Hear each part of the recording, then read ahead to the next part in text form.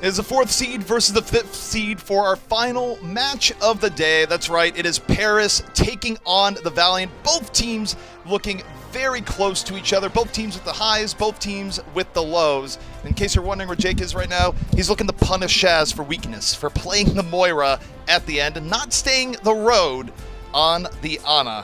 It's a worthy task. But now, as we look ahead to this matchup, it's going to be pretty interesting between these two teams where you think about the rosters that they're going to be running here, where first you take a look at the Eternal. What you got to think about is how they've been leveraging Echo in this current meta, where Echo has been fantastic. Nico revitalizing his career on it, showing Paris to be able to play a high-octane style where Soon comes in from the front, Nico goes in from the back.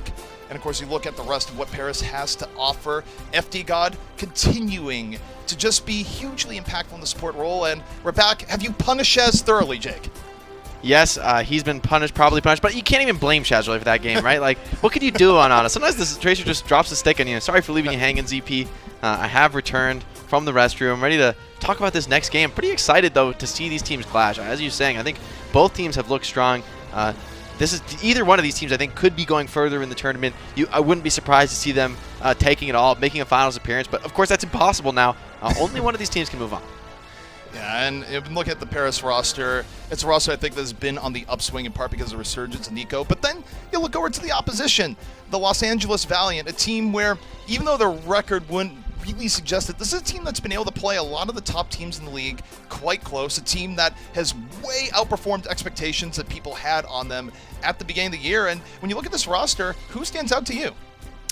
To me, KSP is a real superstar. But across the board, Dreamer and McGravy as well in the tank line both have looked really strong. And then when you get to the support line, they look truly deadly. Lastro in particular stands out to me as just an incredibly dominant player on the flex support. He's been putting up crazy numbers, huge sleeps, just a constant playmaker for this squad. And really across the board, I think they're all pretty dangerous. So as we go into this first map, I expect it to be explosive. If anything, though, I'm most interested to see how this Echo duel breaks down, right? Nico's been strong, you know, so have the Valiant have used it well, and KSP's hit scan is pretty deadly as well. But of course, now look at the map pool, where the rules are a little bit different here in playoff Overwatch fashion, where only the first map is preset. That's going to be Busan, and after that, it's a losing team that decides where we go next. So this is where a team, even if you have a tough start, Jake, you can bring the opponent to a map that should be favorable to you. Yeah, exactly. So we are seeing some relatively closer series across the board, but teams, you know, have proven that just because the enemy team gets a map pick, just because they're in their comfort zone and they practice the map, doesn't mean you can't take a win. And you know, a lot of teams have shown that they're able to get those consistent wins, not only on their own map picks, not only on the initial map, but also when their opponent picks too. So map pick far from comfort zone, or far from guaranteeing you a map win. It gives you maybe a little bit of edge, maybe a little bit of confidence, but it takes more than that to win in the Overwatch League. I will say it always sometimes leads to results that you don't necessarily expect. Always sometimes. That's a term, by the way, very clearly. But I would say the big thing there is you wouldn't expect a team like the Gladiators to bring a team like Fusion to Junkertown, and teams can game plan strategies that you don't necessarily expect, but at the very least they do get to go to something that they have a game plan for, where it's not always the case for the standard map rotation. Yeah, exactly. And, you know, the other thing to note is that all these teams, you know, there's no new map in the pool, right? All these teams have practiced every map. They know them all. So going to your map pick is pretty much just about feeling where you are the strongest. You know, this is the Overwatch League, right? Like, you're not going to throw some wrench in the works. Oh, we don't know how to play this map. It doesn't really work that way. So as we get into this first map, it's really important, I think, especially in these, you know, map picking series, to start off with some momentum, right? If the map picks do go the way of the picking team, then it is this first control that ends up sort of deciding the series in the end. Yeah, and also, I mean, for Overwatch, just being good at control is so important to the fate of winning series, where you think about it, right? If you win on the first control, if you're just better at control than the other team, all you need to do is win one of the other map types, and then you get to go back and win it on control. So I do think at Overwatch, being a good control team has its benefits. And just as we're about to go into game, it's a pause. Yeah, I'm interested to see these compositions clash here as we go into the map. KSP is going to pick out the Widow, which, you know, can be strong on this downtown stage, but, you know, it's a double-edged sword here, right? Going up against Winston, D.Va, Tracer, and Echo, that's going to be a ton of pressure that can jump in on and attack this Widow, so she's not going to be safe for long. KSP, he's going to have some shots, some openings, but in terms of actually capitalizing, those first few shots, they have to be good. He has to get some damage out quickly, but KSP's Widowmaker is freaking scary. This guy is crazy. So I don't write him off until we see it. I think if anything could check Nico's Echo, it would be KSP, where I think Nico's going to have to be a little bit less aggressive than the norm. And KSP, yes, that is a Winston directly in your face. KSP, your assault gets the armor pack early, and this is a heavy dive. Focus on Widow, but meanwhile, the rest of Valiant, they're really good on the front line. They take down Fielder and FD God, and just the Valiant able to get a pretty good start here. But even with all the pressure that's coming into KSP, not only does he find the opening headshot onto Hanbin, which sort of slows down the dive, disrupts the backline, and creates that opening for Shaxx and company to capitalize on, but also he headshots Nosmite. Well, Nosmite jumps in, so those tanks just really feeling the hurt, and KSP 73% to Infrasight. Early bio nade sets the tone. Shaxx out of the fight. Nosmite gives his life up for it. 5-on-5 here. The front line for the Valiant, though, still strong, and KSP has some room to work with. It doesn't matter if he can rotate to get the shots. Both soon falling to rain. I don't think the Eternal can really do much here. Gonna need the reset. And Infrasight sort of flips this dynamic on its head. Now you won't be able to flank KSP. He's going to know where you're coming from. So the front lines had no troubles. And now the flankers, I think, are going to have their work cut out for them. KSP knows where everyone is. Nico trying to sneak up on the flank, but takes a body shot for his troubles. Better than a headshot, I'd say. But Paris definitely struggling to get good initiation here, where you think back to their first fight, they overcommit on KSP. Now they try to ignore him a little bit. He's still doing some damage. KSP again, great sightline to start this fight. KSP, though, slept from downtown. Fielder taking away the threat, gives Nico the opening, and now the Eternal up 6-on-5. A much better fight. One thing that could ruin it would be a shatter from Dreamer. Dreamer goes for the shatter, doesn't get much. Bombin instead. Bomb up over. What a dodge. The charge comes in from Dreamer, looking for the Winston, but it's a little bit of an overcommit, ends up falling. The Valiant still stalling out here reasonably well, but they do lose control of the point. Yeah, I would like to see them retreat out of this, but they're actually going to go all in, commit heavily. Rain has a sound barrier, so that's why they're going in for this kill, trying to take down FD God on the Brig, and ooh, the Death Blossom is good from Shaxx, using those last dregs of the sound barrier to stay alive. The Valiant just keeping up the pressure, even in a fight. It looked like it was fully over in a fight where the Paris Eternal took the point. The Valiant gonna take it back soon enough. Nosmite caught in the corner, and the pressure from the Valiant, it's been intense. Yeah, it somehow worked out here. It looked almost impossible, but, you know, remember, KSP does drop on the Widow, but the Widow's not actually an important part of this overall composition for the Valiant. They're perfectly happy to fight as a group of 5. That's what they're doing normally, just expecting Widow to sort of produce something passively in the backline. So KSP now into the Tracer. Composition has a lot more synergy. I feel like this Reaper is really going to tear through Nosebite and Hanbin when those tank ults are not online. Shaxx has been a terror in the front line, and Nico and Soon haven't done enough by comparison. Early Nano, though, on Nosmite, races Dreamer, help with Soon. Now the Valiant, their front line is so heavily damaged here. McGravy's low, Dreamer's out of the fight. I don't think they can take this at all.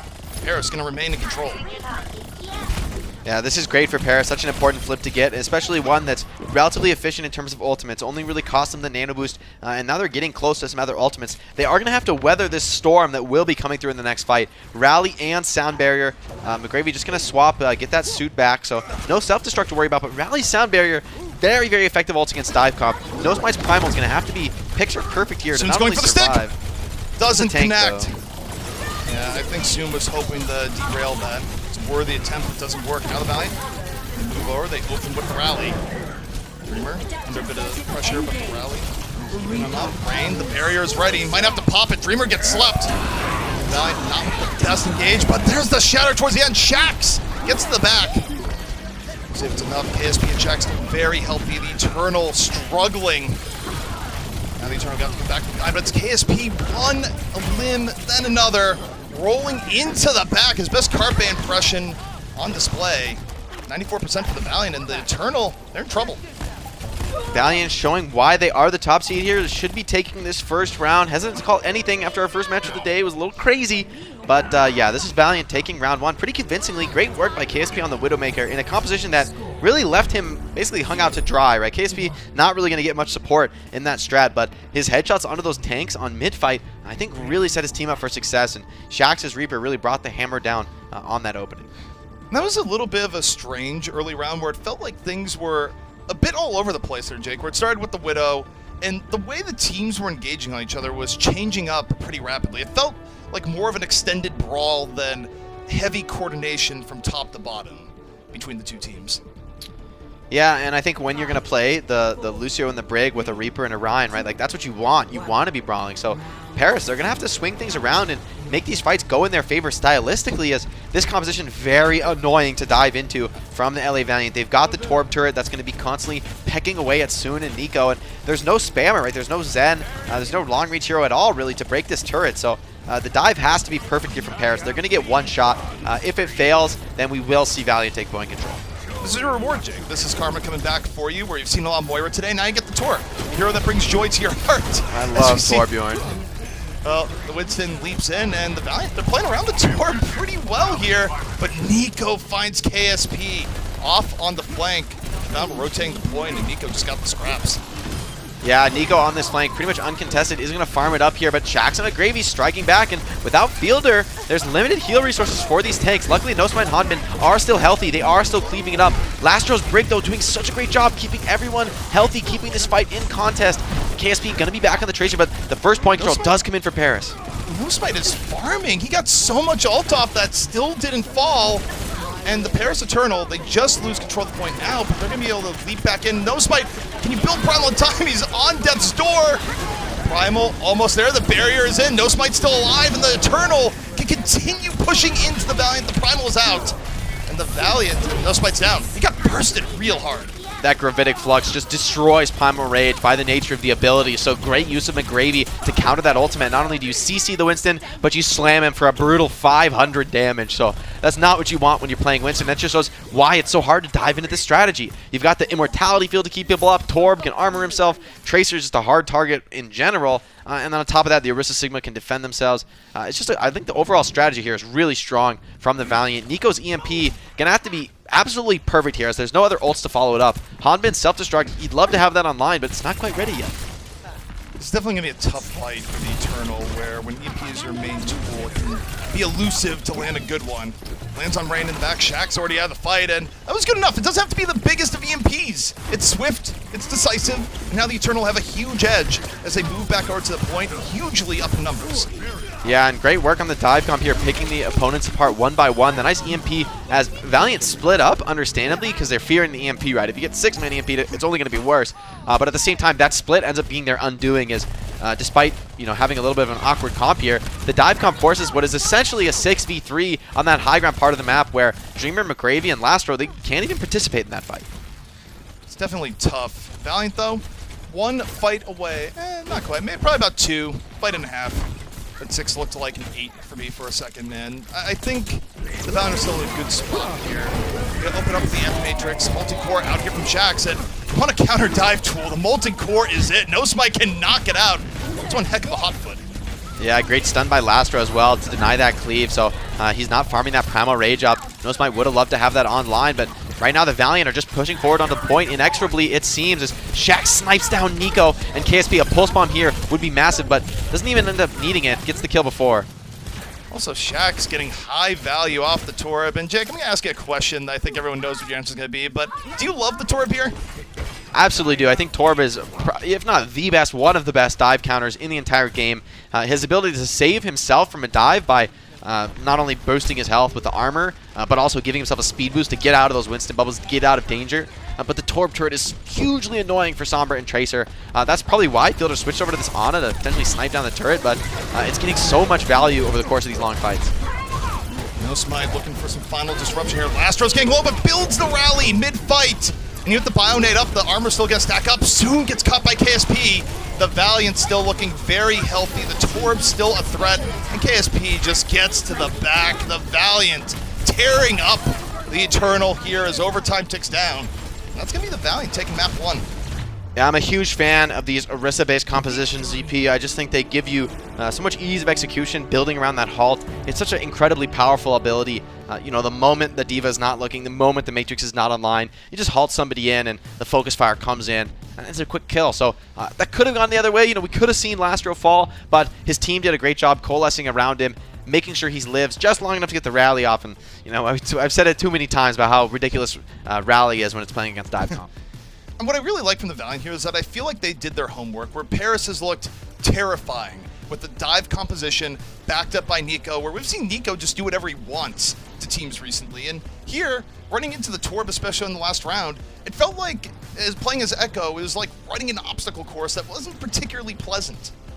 Yeah, and we got a little taste of KSP's Widow, and he performed quite well. I mean, didn't get any kills in that opening fight, but he did exactly what he needed to do. Headshots on the tanks mean that the dive can't come in quickly. Those tanks need to get re-healed, and that little window of time is more than enough for the other 5-man group that the Valiant's fielding to just rush forward and stomp all over the Paris Eternal comp. So the Valiant, they've struck first blood. The Eternal, though, plenty of time to bring things back. Stick around. We'll be back soon. The Overwatch League is brought to you by ZipChair Gaming, the official chair supplier of the Overwatch League.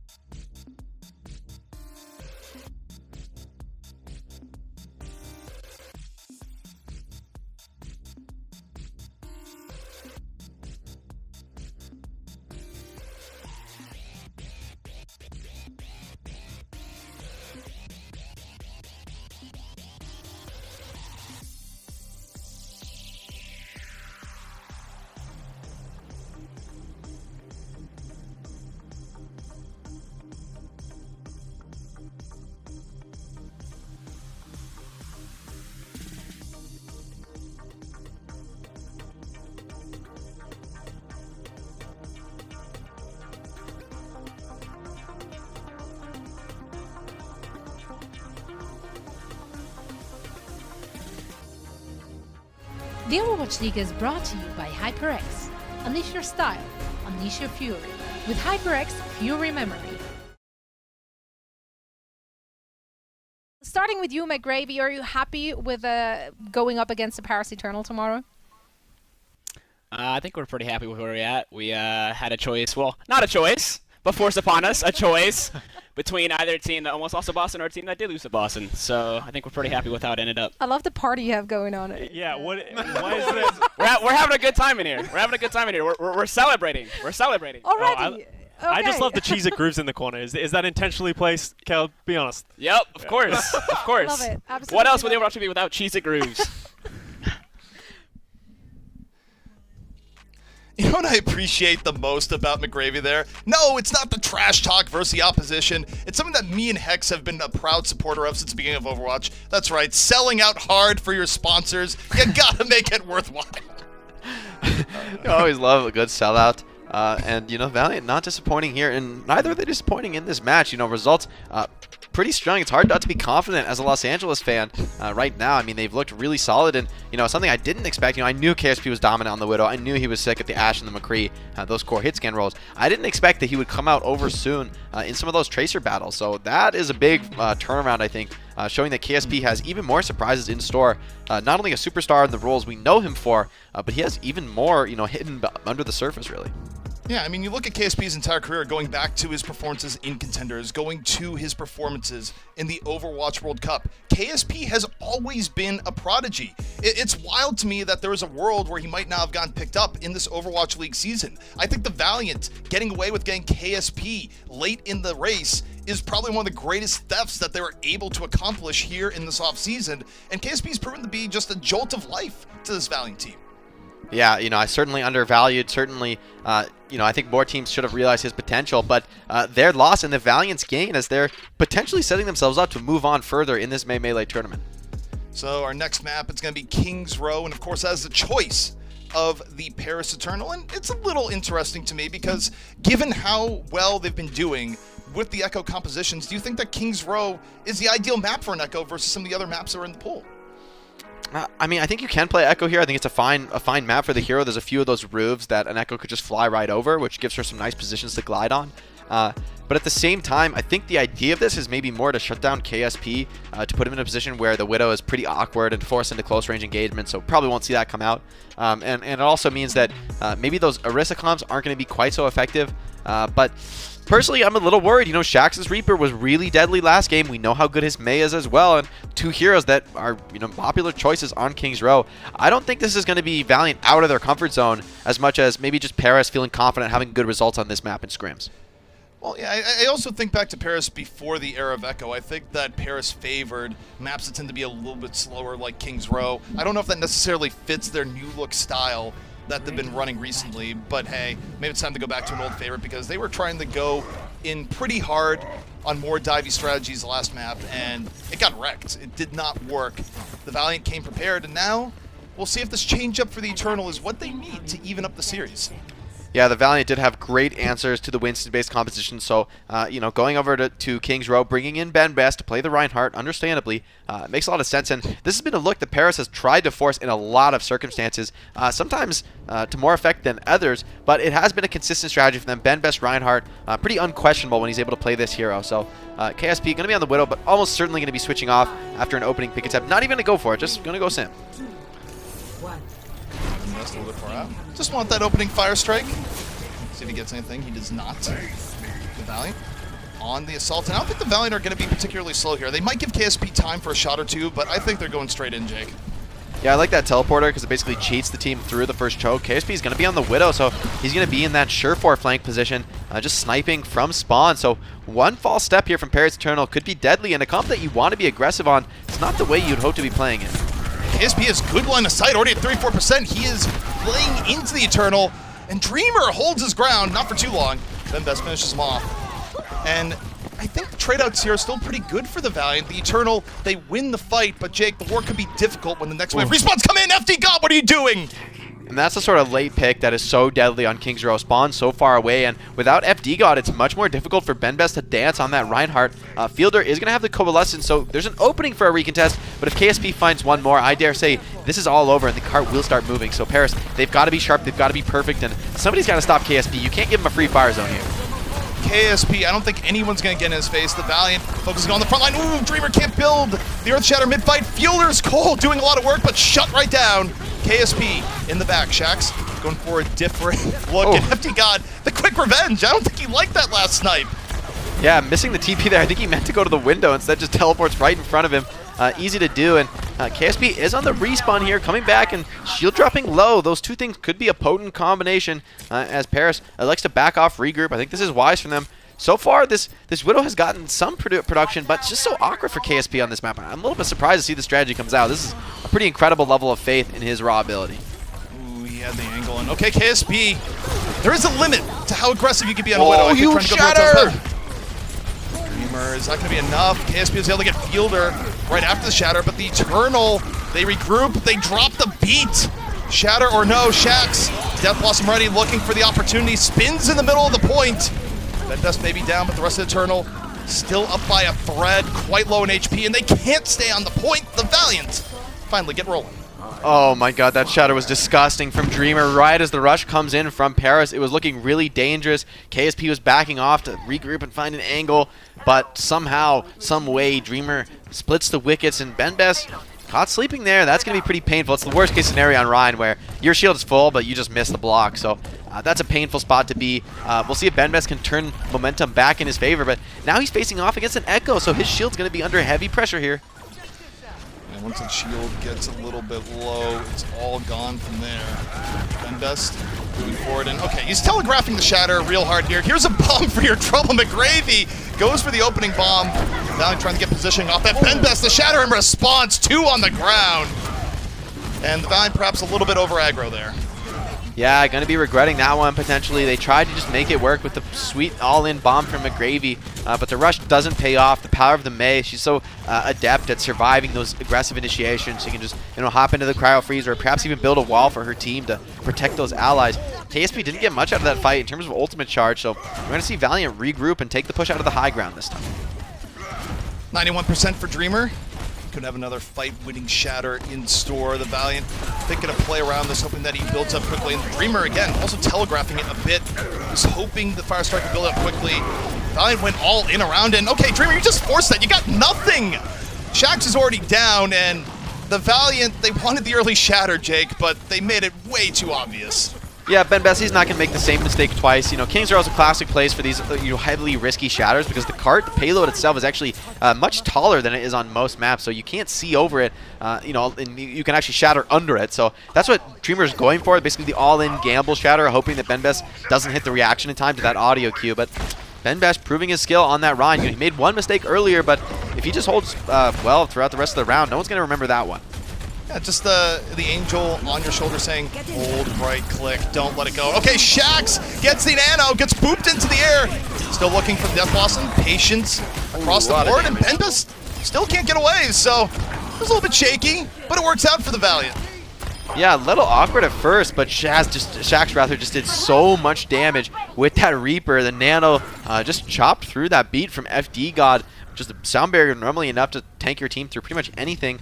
What I will say, though, Paris Eternal, they've got a lot of ultimates to work with here. Fielder very close to the Coalescence, and the other 4 non-support ults are online here. So Valiant, they've got their work cut out for them as far as finishing this this point out goes. So both Reinhardts have been very aggro and saying, I have Shatter, here I come. Benbest is looking for it. KSP clones the shrine, takes down Benbest. Might not see the Benbest hammer, we're definitely going to see the KSP hammer. Puts nice 2 right over on the ground. That was brilliant by KSP. And one of the most ridiculous combos in the entire game of Overwatch, now that Echo's out, is the Shatter into Shatter. Oh, let me just Shatter and combo your Shatter, and then I'll use my Shatter to combo your Shatter. Oh, yeah, it's a good idea, Reinhardt. So works out pretty well there. KSP sets it up, and then Dreamer re-stuns all the enemies that were on the ground, and no real way you're coming back from that one for Paris. Benbest feels left out. He didn't even get to use his Shatter. Shatter party happened without him. Maybe he'll be late to it here and be like, hey guys, I showed up. It's 10 p.m. Hope it's still going. Oh, McGravy's out of the fight. That's a good start. So the Eternal might get to hold it here. Shaq's already gone. Just good poke from the Eternal. Yeah, that's a nice sleep by Fielder onto Shax, setting up the kill for Soon to just clean that one up real easy with the point-blank headshot. So far, the Echo's just been doing a little bit more than the May, but that script could easily flip here as we get into the 3rd point. The corridor is growing ever tighter here as Valiant look to close out the map. So Nico getting close to that Blizzard. McGravy, he's got to be watchful. A Blizzard that gets out and shuts down Dreamer really is going to let Paris get all the rest of their ults charged up here. Eternal still hoping to hang on. Only a minute 40 left for the Valiant, so time pressure is starting to become a thing. And Dreamer gets the nano. Again, looking for the Shatter. Shields up, Shatter down. Instead, Dreamer just gets frozen. Nothing comes of it. Meanwhile, Benbest holding on to his, but there's KSP, the flank Shatter. Off the duplicate. Death Blossom from Shax, the Valiant, getting the better of this fight here so far. Hanbin's bomb, though, equalizing just a bit as Benbest prays for healing. Yeah, Valiant, though, it seems like they're still keeping this scrappy, and KSP comes in with a focusing beam, take down Benbest. Benbest's going to be a late spawners here, so it's a final fight scenario, and if Valiant can push this through, they will be securing the map, and very few ultimates on the cards for either team.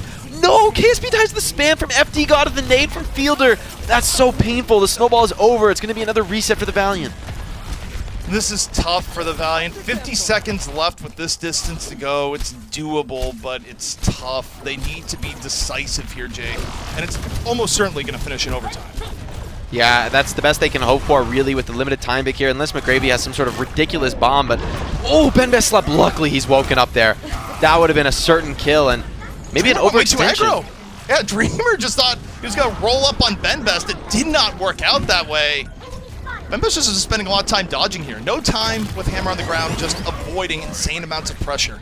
Yeah, it was a nice work also by Nico. McGravy dropped to self-destruct with the idea of comboing on that sleep from Rastro, taking down the enemy Ryan, but Nico kind of stopped that in his tracks with the Maywall. So even if the sleep wasn't woken, it's not clear if they would have won, but somehow Dreamer finds Nico. BenBest, fearless aggression! BenBest saving the best for last. That was phenomenal. Waiting so long on the shatter, but then finally says, all right, it's time. Walks up, drops it down. And the Eternal, the great hold there on last, putting the Valiant on notice. Yeah, BenBest, what a comeback there from letting through a huge shadow right Dreamer to just completely stuffing him for most of the rest of the series here, or sorry, most of the rest of the map. It was only KSP's flanking Echo Pin that finally shut down BenBest in the earlier fight. So far, Paris Eternal looking really strong, showing why they picked this map, setting themselves up with a clear win condition here as Valiant, they got the card close to last, but not really into those final meters. So the contest is going to be rough when it gets to third point.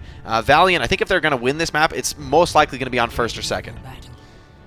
Yeah, and personally, I would say it's going to have to be on first. It's not unheard of to have a crazy hold on second. I still think it's pretty difficult, particularly the way these teams have been playing with Paris just doing better and more skirmish. And oh, that's a sound that I need to stand up. There's a pause. And look, that takes more effort than you'd think. I'm not using a chair. It's terrible, but I'm back up. I've done it. Physical activity.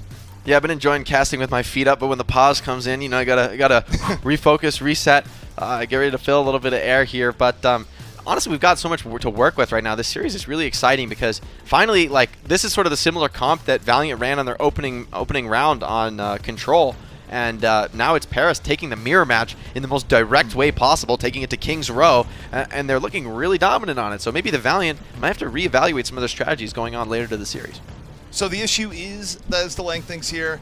The Paris Eternal cannot hear Soon, a microphone issue. And look, I wouldn't want to play if I couldn't hear Soon either. His voice is magical.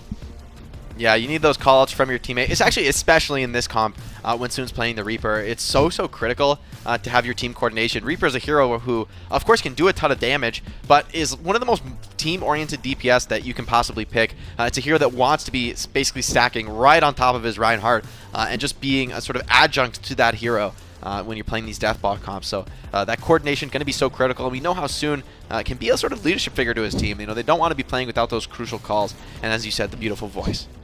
Yeah, you think about Soon's history in Overwatch. There's veteran leaders, and then there's people that have just been paragons forever. Soon's history goes all the way back to right when the game first came out, to the beta period. You think about his time on players or teams like Misfits, winning things like the Overwatch Open. But we're going to take a little breather here, and we got some time with Shax. Let's see some of the best.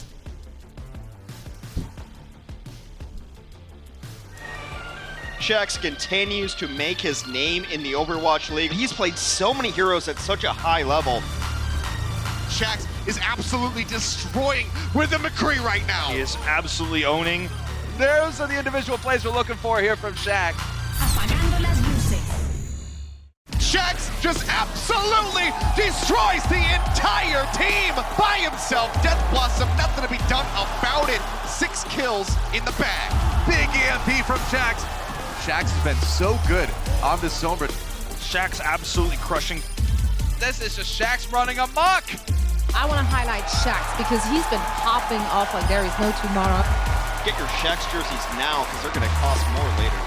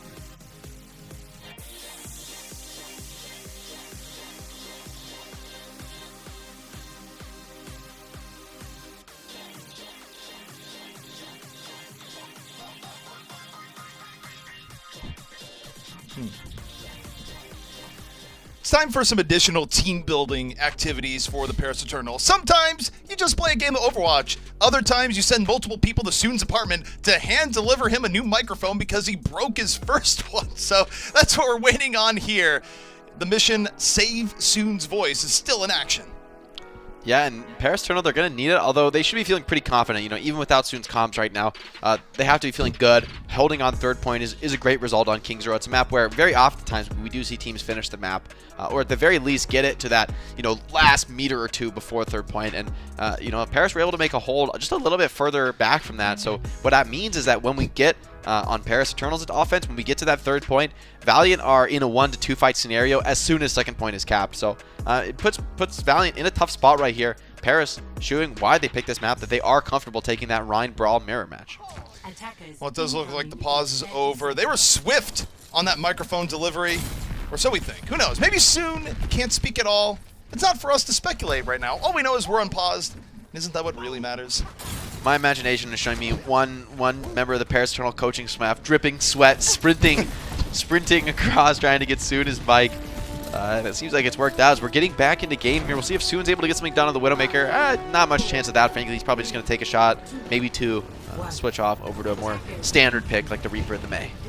Yeah, I don't think we're looking at Decay here where it's Widow regardless of whether or not it makes sense.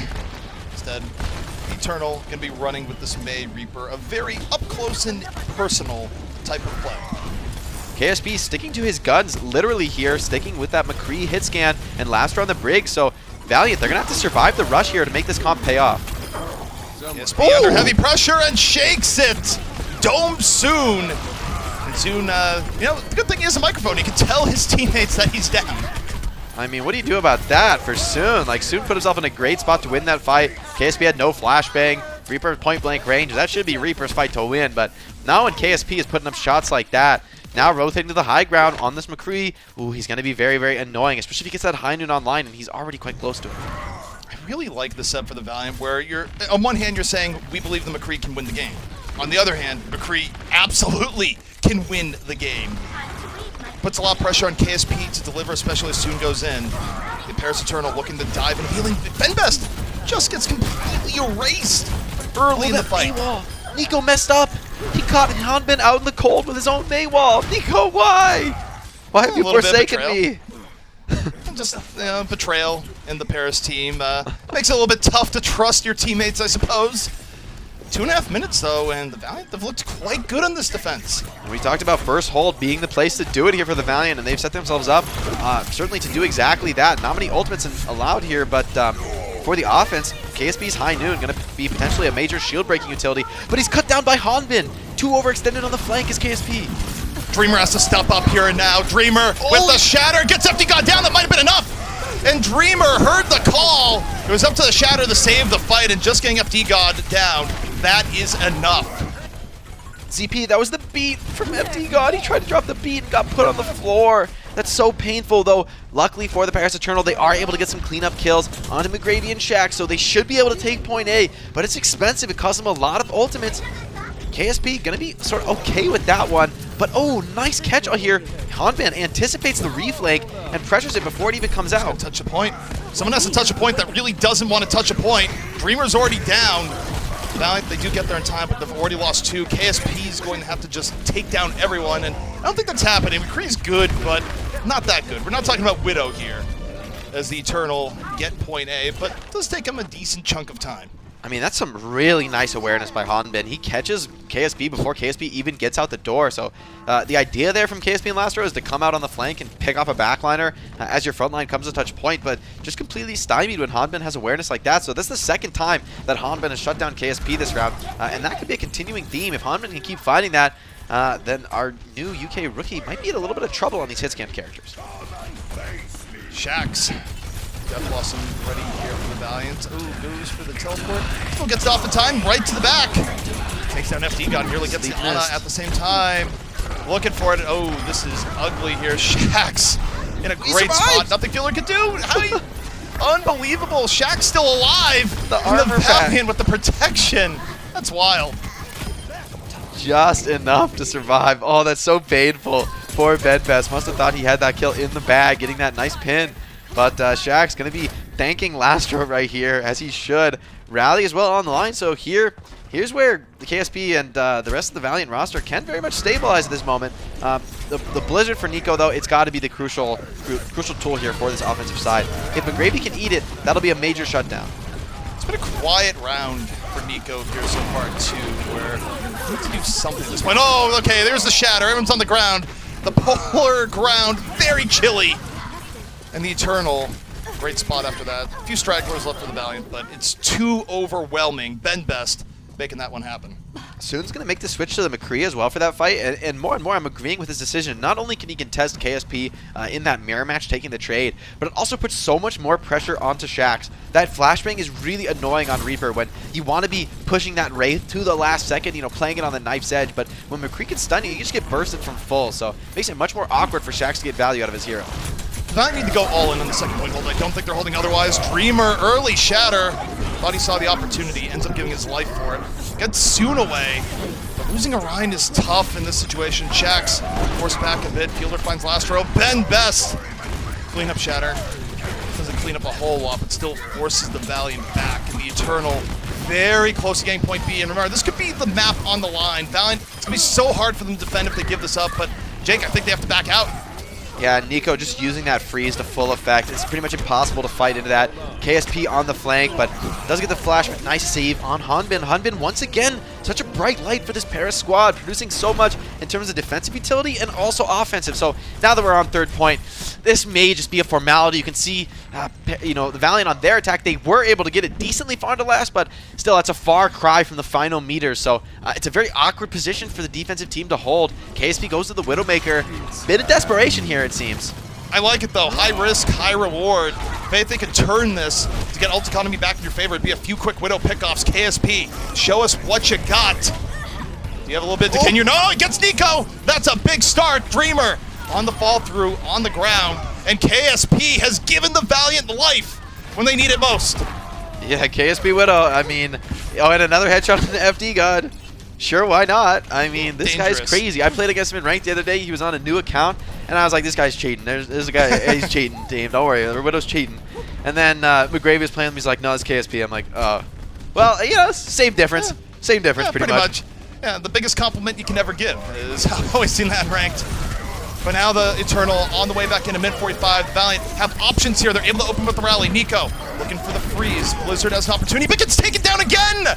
Nico continues to die early in these fights, this time courtesy of Shax. And the Valiant in a better spot. Bedbest out of the fight. The Eternal might only have one last fight here, Jake, if they lose this and this wraps up.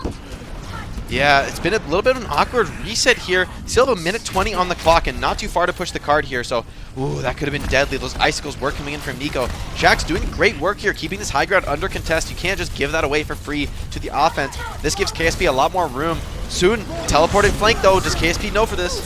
Dreamer's endangered. This is where you panic shatter. A lot of the time, Dreamer feeling pressure on all ends, drops a shatter. It's not super effective. Shax though, got to the back. 4-on-4 between both teams. Nico's Blizzard about to run out. Lastro gone. A good freeze from Nico. And to find McGravy, and this is getting scrappy. Hanbin, though, one of the last remaining here on the point. The Valiant need to get back over. They need to touch. KSP chased on down. And Hanbin might be ready for the big bang finish. The Valiant now struggling to get back over to the point. Hanbin continues to clean things out. And this is a struggle as the Valiant hang on for dear life. Yeah, desperation mode here. Paris Eternal, they're in full control, and they do secure their map win here on Kings Row. Looking impressively coordinated. I mean, those are some pretty obscene heroics from KSP on the Widowmaker. Disgusting stuff. I'm pretty impressed that he's able to hold on for that long in that really awkward place where you don't normally defend on Kings Row. But, of course, you're forced to by the Paris Eternals' more successful defense their time around.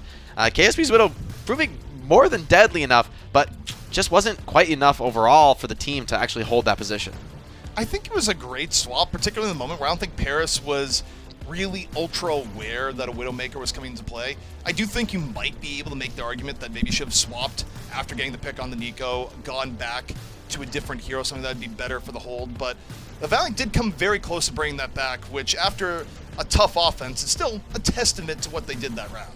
Yeah, I feel like I can't even question KSP's Widow because even in the fight they lost, he's still producing. But for me, it was actually Hanbin on the side of the Paris Eternal who came alive there and shut KSP down time and time again. You know, one more time in the final fight, but also to open up first and second point as well. So Hanbin's D.Va proving a huge asset to the Eternal. So the Eternal, they even things up here in our final quarterfinal match of the day. The next half still waiting in the wings, but first we got some halftime analysis heading your way. The Overwatch League is brought to you by T-Mobile. Rank up with America's largest 5G network. Switch to T-Mobile today. And by State Farm. For auto, home, or renters insurance. Like a good neighbor, State Farm is there.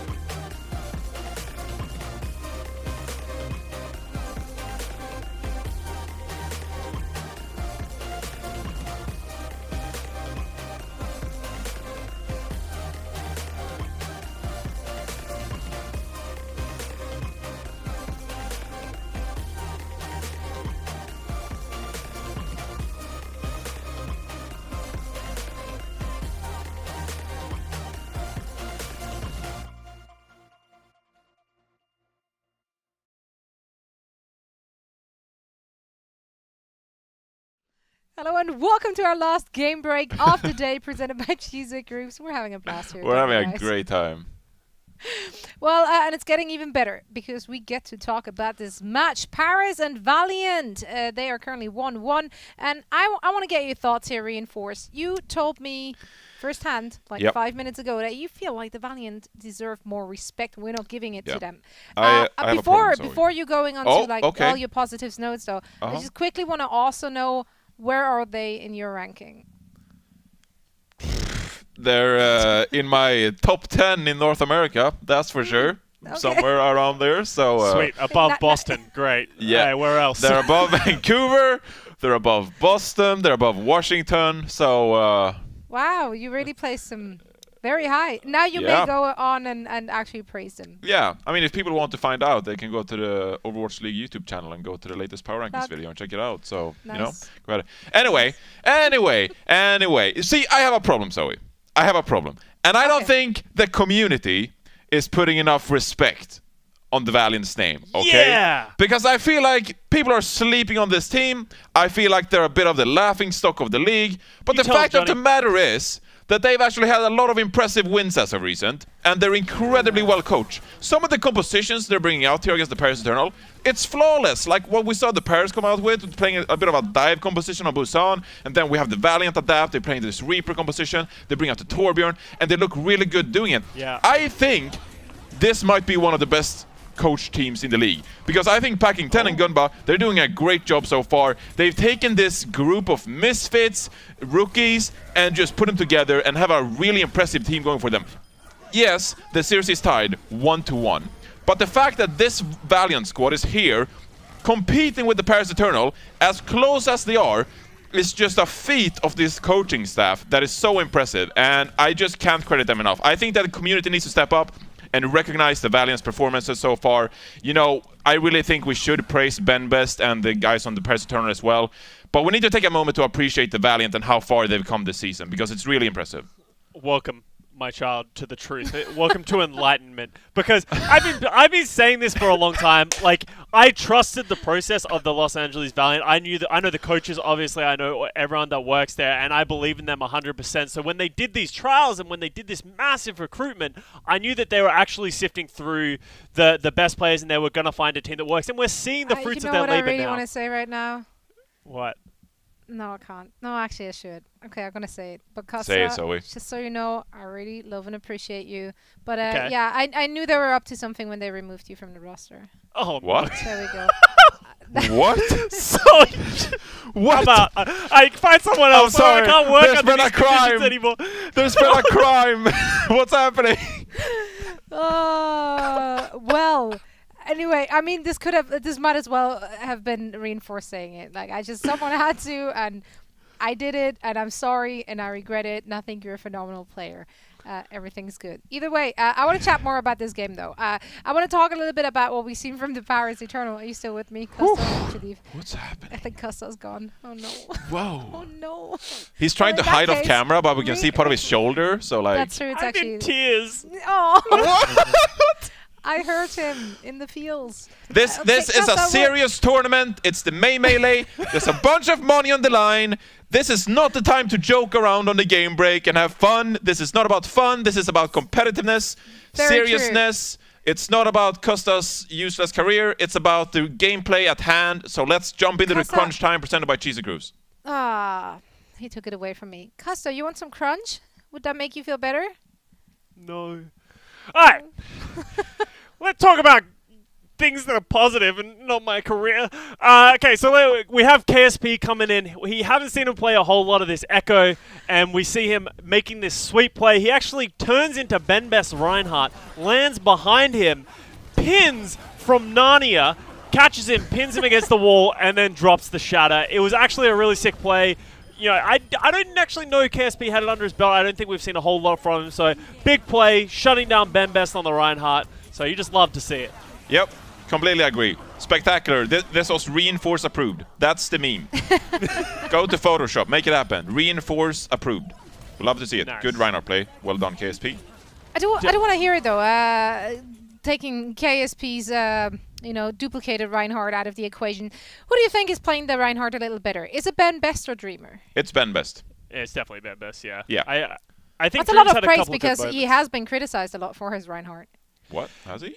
Yeah, well, actually. Who are you listening to? It's time to unfollow some people on Twitter, Zoe. No. I agree. Coming out of Season 2, I was definitely not high on the Ben Best train. I think Ben Best has actually struggled a lot over the last couple of seasons. He doesn't have, a lot of the dive tanks under his belt, but this season, he's really proved himself as a good Reinhardt. And we were talking about it just before. Like, he is close to the top 5 Reinhardts in the league so far with how he's playing.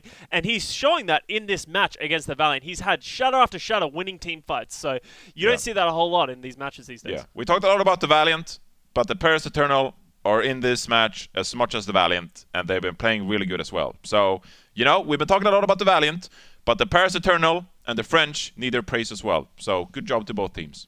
Well, so what has actually stood out for you? Looking at the first map, it feels like Paris Eternal needed to figure out kind of what style they actually want to play. They played a dive into anti-dive, etc. Did they settle eventually?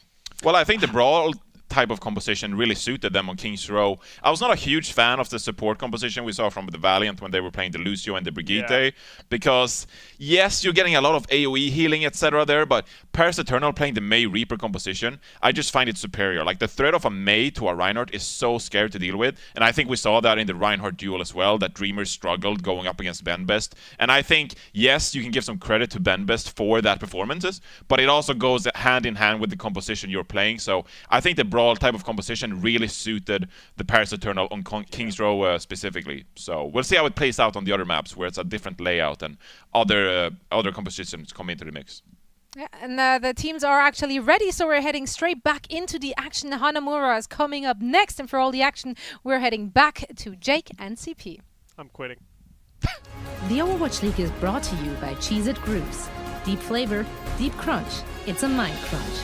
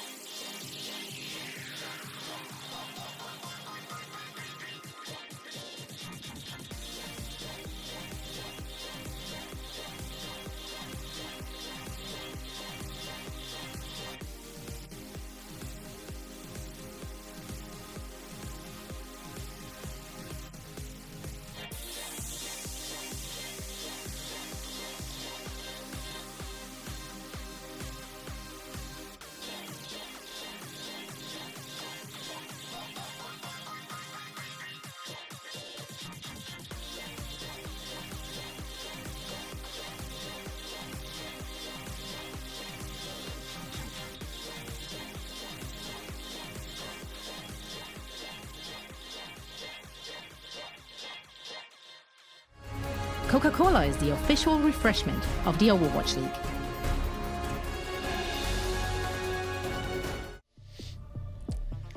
It's been a close one here between the Eternal and the Valiant. It's been full of ups and downs, microphone malfunctions, and more. I'm ZP here with Jake, and Jake, I think we expected this to be close between both teams. Yeah, we did. So no surprises here with the series tied 1-1. you know, if anything, I think as we go on later into the maps, it's going to be all about just winning your map pick, right? So if Valiant can win this next map, Paris Eternal are going to come back with another map pick of their own. So I think for both teams, they would love to sort of flip the script, right, and take their opponent down in their comfort zone. That's the perfect way to not only recapture momentum in the series, but also sort of get in the head of your opponent, show them that even in their comfort zone, you can still best them at their own wheelhouse. But we've seen bright spots from both teams, so I don't expect this to be easy either way. Definitely not. And I think one thing that's worth knowing for Paris is that Paris is able to go back to their roots where they won their map without relying on the dive-centered strategy that made the most out of Nico's Echo, because that was a strategy that clearly Valiant came really well prepared for. Now, whether or not they're able to play every map in the way they play King's Row, probably not. I do think they're going to have to go back to the Echo. But for Paris, the ability to show different looks, I think was quite beneficial for them on the last map. But now, we're going to be going to the Valiant map choice in Hanamura, and that's going to be perhaps a little bit more difficult, I think, for the Eternal. Yeah, and for me, I just started thinking about KSP, right? This is where in the in the series of the Dallas Fuel versus the Houston Outlaws, this is where Decay went Widowmaker on defense and just held things down with some insane picks on the Widow. We know KSP is more than capable of delivering the same, you know, but whether he plays the Widow, the Ashe, like this is a map where he can stick to his comfort zone and play those dominant hit scan heroes, especially on the defense. That's going to be a real hurdle for the Eternal to jump over here. Yeah, I think so. And I mean, for the Eternal, again, I think it comes down to they're going to have to go back to the Echo strategy at some point. I think that given the rest of the maps in the game, they can't play everything like King's Row. And the Valiant, I mean, they were really prepared to deal with a dive-heavy setup. So we have gone through halftime. Teams have had time to make some adjustments. And very curious to see what those are as we move into Hanamura, which in and of itself, Jake, is a pretty unique map. Yeah, and I think what makes me pretty excited to see Hanamura in this particular series is that the tank lines from both teams have really been a source of strength. Benbest and Hanmin on the one hand, and Dreamer and McGravy on the other. I think both of these duos have really been well coordinated and also finding a ton of individual value. It's been explosive matchups both ways. So to me, like Hanamura is a map where you really get to see the tanks put under pressure. You get to see them put through their paces, get to see them truly tested, because these close chokes, it's all about your tanks' positioning and their gameplay, their ability to hold those chokes, not let the defenders through, or get so much value on the push that you end up winning in the long run. Well, if tanks decided, I think that gives Paris a bit of an edge here, because if I compare the two teams, I think Paris has had the better performance from the tanks, whereas the Valiant has definitely had the better contribution from their DPS, particularly players like KSP. KSP, though, going to the Widow on the offense. We'll see if we can find those deadly early Widow pickoffs. Yeah, the Valiant are so confident in KSP. I mean, this is a matchup where Widow should struggle, and oh, the May is not expected. I just don't think Valiant were ready for this holding position. KSP on still on the top of the gate, trying to get some value, but just a perfectly executed rush by Paris.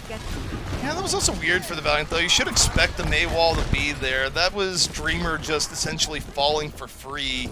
Well, I don't know about trying to rush through with Ryan in the situation where KSP has yet to find anything. I mean, I kind of feel like you're running the Widow. You're dependent on the Widow, waiting for the Widow to get something big. Yeah, and in general, I just don't love the comp here from Valiant, but they are going to charge through onto the high ground with Reaper, D.Va, and Lucio. That's a new way to approach it. So Maywall comes down, but no value from it. Now Valiant get the fight they're hoping for. Valiant moving in. Dreamer getting frozen early, though. The Eternal have a better angle at the fight. Benbest swinging away off the Nano, but comes at a cost. Shax and KSP, the DPS side of things, doing more. So the Valiant, they have their entry into the point, and this is going to be a little bit difficult for the Eternal to flip back. Yeah, despite Benbest killing everything in sight there, McGravy gets pinned, but he doesn't take that back wall damage, so he's going to be able to get that Mega. And Valiant, despite what from our cam, you know, looks like Benbest was just cleaving up everything. It was those DPS flankers. Well, not really DPS. It was Reaper, D.Va, and Lucio working together to get those pickoffs. So this match is proving explosive. Both teams finding a lot in that fight. All right, Benbest is going for it. The Shatter's up. Can you be the hero? This is going to be a difficult one to land. Lands it, gets Dreamer. Truly, is this going to be enough? Shax goes for the Death Blossom in the back. The Valiant's still in full control, and that was ambitious, Jake. I feel like the positioning was never going to be there for the Eternal. Shatter or no? That wasn't just any Shatter, ZP. That was a 180 style Shatter, showing your back to the enemy Rhine, and then blind shattering with a 180. And it actually worked out for Benbest. He put Dreamer on the ground, but just too little too late there. And with KSP in solid defensive position with Infrasight on. Oh! Ooh, that's another one for KSP. Uh-oh. Yeah, uh-oh is, I think, the proper emotion here if you're an Eternal fan. You don't want to see Reaper die that early. Dreamer dropping the Shatter, but okay, Nico's going to chill things out a bit. The Blizzard, very good zoning. Tick acquired. The Blizzard eaten by McGravy, so not great. So that happens, and the Eternal able to clean things up regardless, so that was a little bit weird. Yeah, I mean, they got a tick, though, so nice work by Lastro and Rain there working together. Lastro takes the counter pin onto Benbest, and Rain boops him off point, so they do get some progress, and that makes a lot of difference on Hanamura. If you actually win the opening fight, normally the defenders get a regroup and a recontest, but with a tick progress, that can change. Once again, confident in KSP's Widow. I think second point is a better position for Widow. Much harder to suppress her here. So the Valiant going to be a slow slog as they look to take point B here. Now looking to shift position, taking high ground, going right down the middle. The Eternal, though, ready. Look at the drop down. Fantastic from Benbest, roaring off the top rope. Yeah, that's a great strategy in your rank games, just sprinting down mid. A lot of times teams are ready. They're not coordinated enough to deal with that, but Soon and Benbest more than prepared, just dropping down, cleaving everyone apart. KSP going to make the switch over to the McCree. I like this. I think this 5-1 style where KSP is pretty much just off on his own world, doing his own thing on Widowmaker, trying to get kills. It's just, I mean, the KSP is crazy at Widowmaker, don't get me wrong, but that's a very awkward way to play, and it puts the other 5 members of your team at a disadvantage when they're in sort of a 5-on-6, so I think a composition that groups up together is the right way to play this map. Ooh, the wall there is nice. Dreamer lucky to get away with his life, but because he does, there's an opportunity here for the Valiant to move through when the wall's on cooldown. Benbest drops a Shatter, and McGravy and Lastro both caught. Benbest, though, taken down by Shax. The fight not necessarily over. McGravy looking to open things up with a boom. Self-destruct gives Valiant a little bit more space, but still a difficult fight down 1 here thus far. And the Eternal looking for a pickup. They lose Fielder. Nico trying to control here in the corner with Benbest. The Eternal starting to get pushed back a bit. Shax goes into Death Blossom. Dreamer drops a Shatter. Neither with great effect. FD God. Soundbearer in response, and Shax gets soon. The Valiant are starting to find a way through here, Jake, if they can keep everyone alive. Oh, beautiful pin by Dreamer. Peels Hanbin off of KSP. Hanbin was trying to finish off that McCree, but he can't. Few picks, though, coming for the defense, so this might just be one of those pushes that looks good, but ends up stalling out. High noon for KSP, but blocked by Nico. Valiant invested B, but this is unfortunate. The Shatter from Benbest.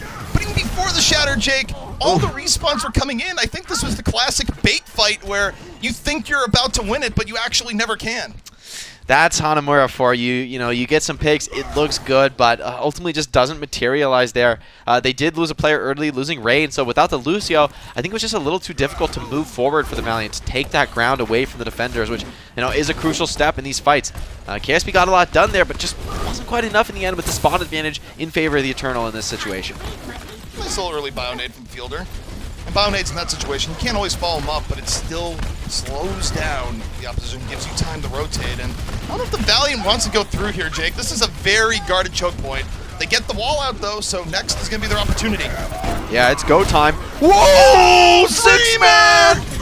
Turning the Eternals play into a nightmare.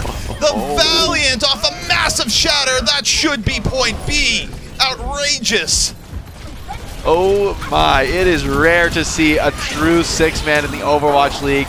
Dreamer finds it. He found it once on King's Row, and there it is again. KSP, beautiful position on the high ground to close this one out, and the stall isn't even there from Nico. Okay, Dreamer, I mean, Benbest had some moments, but that's one of the best shadows we've seen all playoffs long, ZP. Woo! I mean, you gotta expect a Shatter there. And Dreamer goes, you know it's coming, but do you? Steps up, lands it. I think both these Reinhardts, something they have in common, Jake, is that they go for some wild and loose Shatters, and sometimes they hit them. Yeah, and I think it sort of makes sense that Dreamer's enabled to succeed in this way because, you know, with Lastro on the Brig, a bit of an unconventional choice in the Ryan comp, makes you a little bit behind on the direct burst heals. But when you're running Brig and McCree, you give yourself this big potential to just chain stun the enemy Ryan, and that's what allows Dreamer to step past Benbest's shield, and then there's no real defense against the Shatter. So Paris Eternal really caught there, and Nico going to be probably kicking himself. He committed that ice wall so early that it really was just an easy go call for Valiant once that cooldown was off. And that's, since that change has been made to May, where the cooldown of Ice Wall significantly longer, it's just even more punishing when you miss the opportunity. So, this rush comp with the May Reaper, it can still work, but when you make those small errors like not getting any value out of wall, it's ever more punishing. And beautiful comp on the defense here. So much spam for the Eternal to charge through. When we think about it, the power budget from May as a hero, it's heavily invested in the wall, so if you ever get an enemy May in a situation where they've used wall and you're at full HP, you're not engaged, you have a huge moment of power right after. Yeah, and with a TP on soon with a Symmetra, they're going to be electing for this teleport to point most likely strat, which gets them through some of the spam, but will they be able to actually cap this point? That's the question. Well, they immediately get to the point. They're going to get ticked for free, and the Valiant sluggish here, Jake. And actually moving over the contest, I think the Symmetra has put the Eternal in a very, very good spot. The Torp Turret already a non-factor, and the Eternal just hanging out on the point. They almost have it for free. Dreamer gonna get walled out here. Bembest though down, and Shax the Torb off on the flank. Torbjorn eventually getting his due.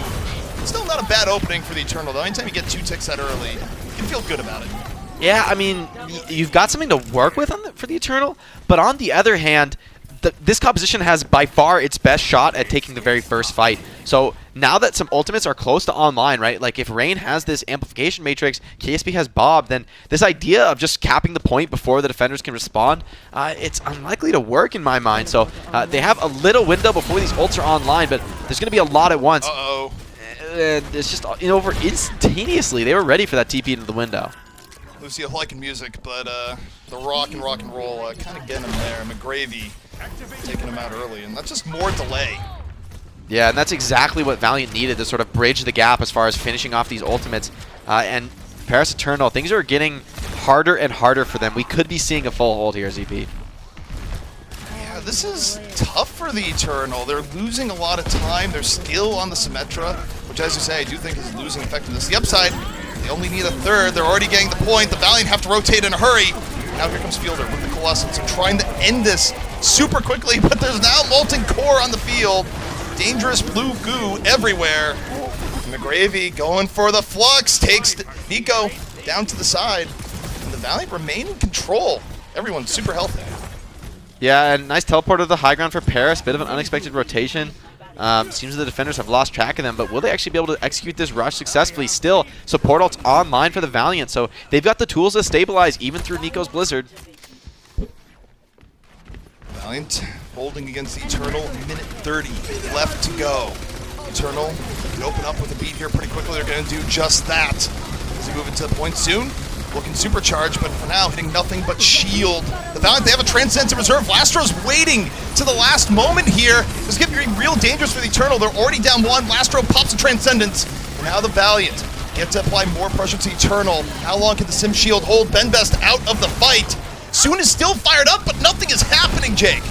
Yeah, I mean, Soon's doing as much damage as he possibly can, but even a Symmetra is fully charged, right? Like, that's what this whole comp's playing around, is your Sim gets fully charged and does insane amounts of damage. But the problem is that every single player in the Valiant's comp does insane amounts of damage. So, yes, Sim does a lot, but her teammates are basically just keeping her alive. They're not contributing too much damage of their own.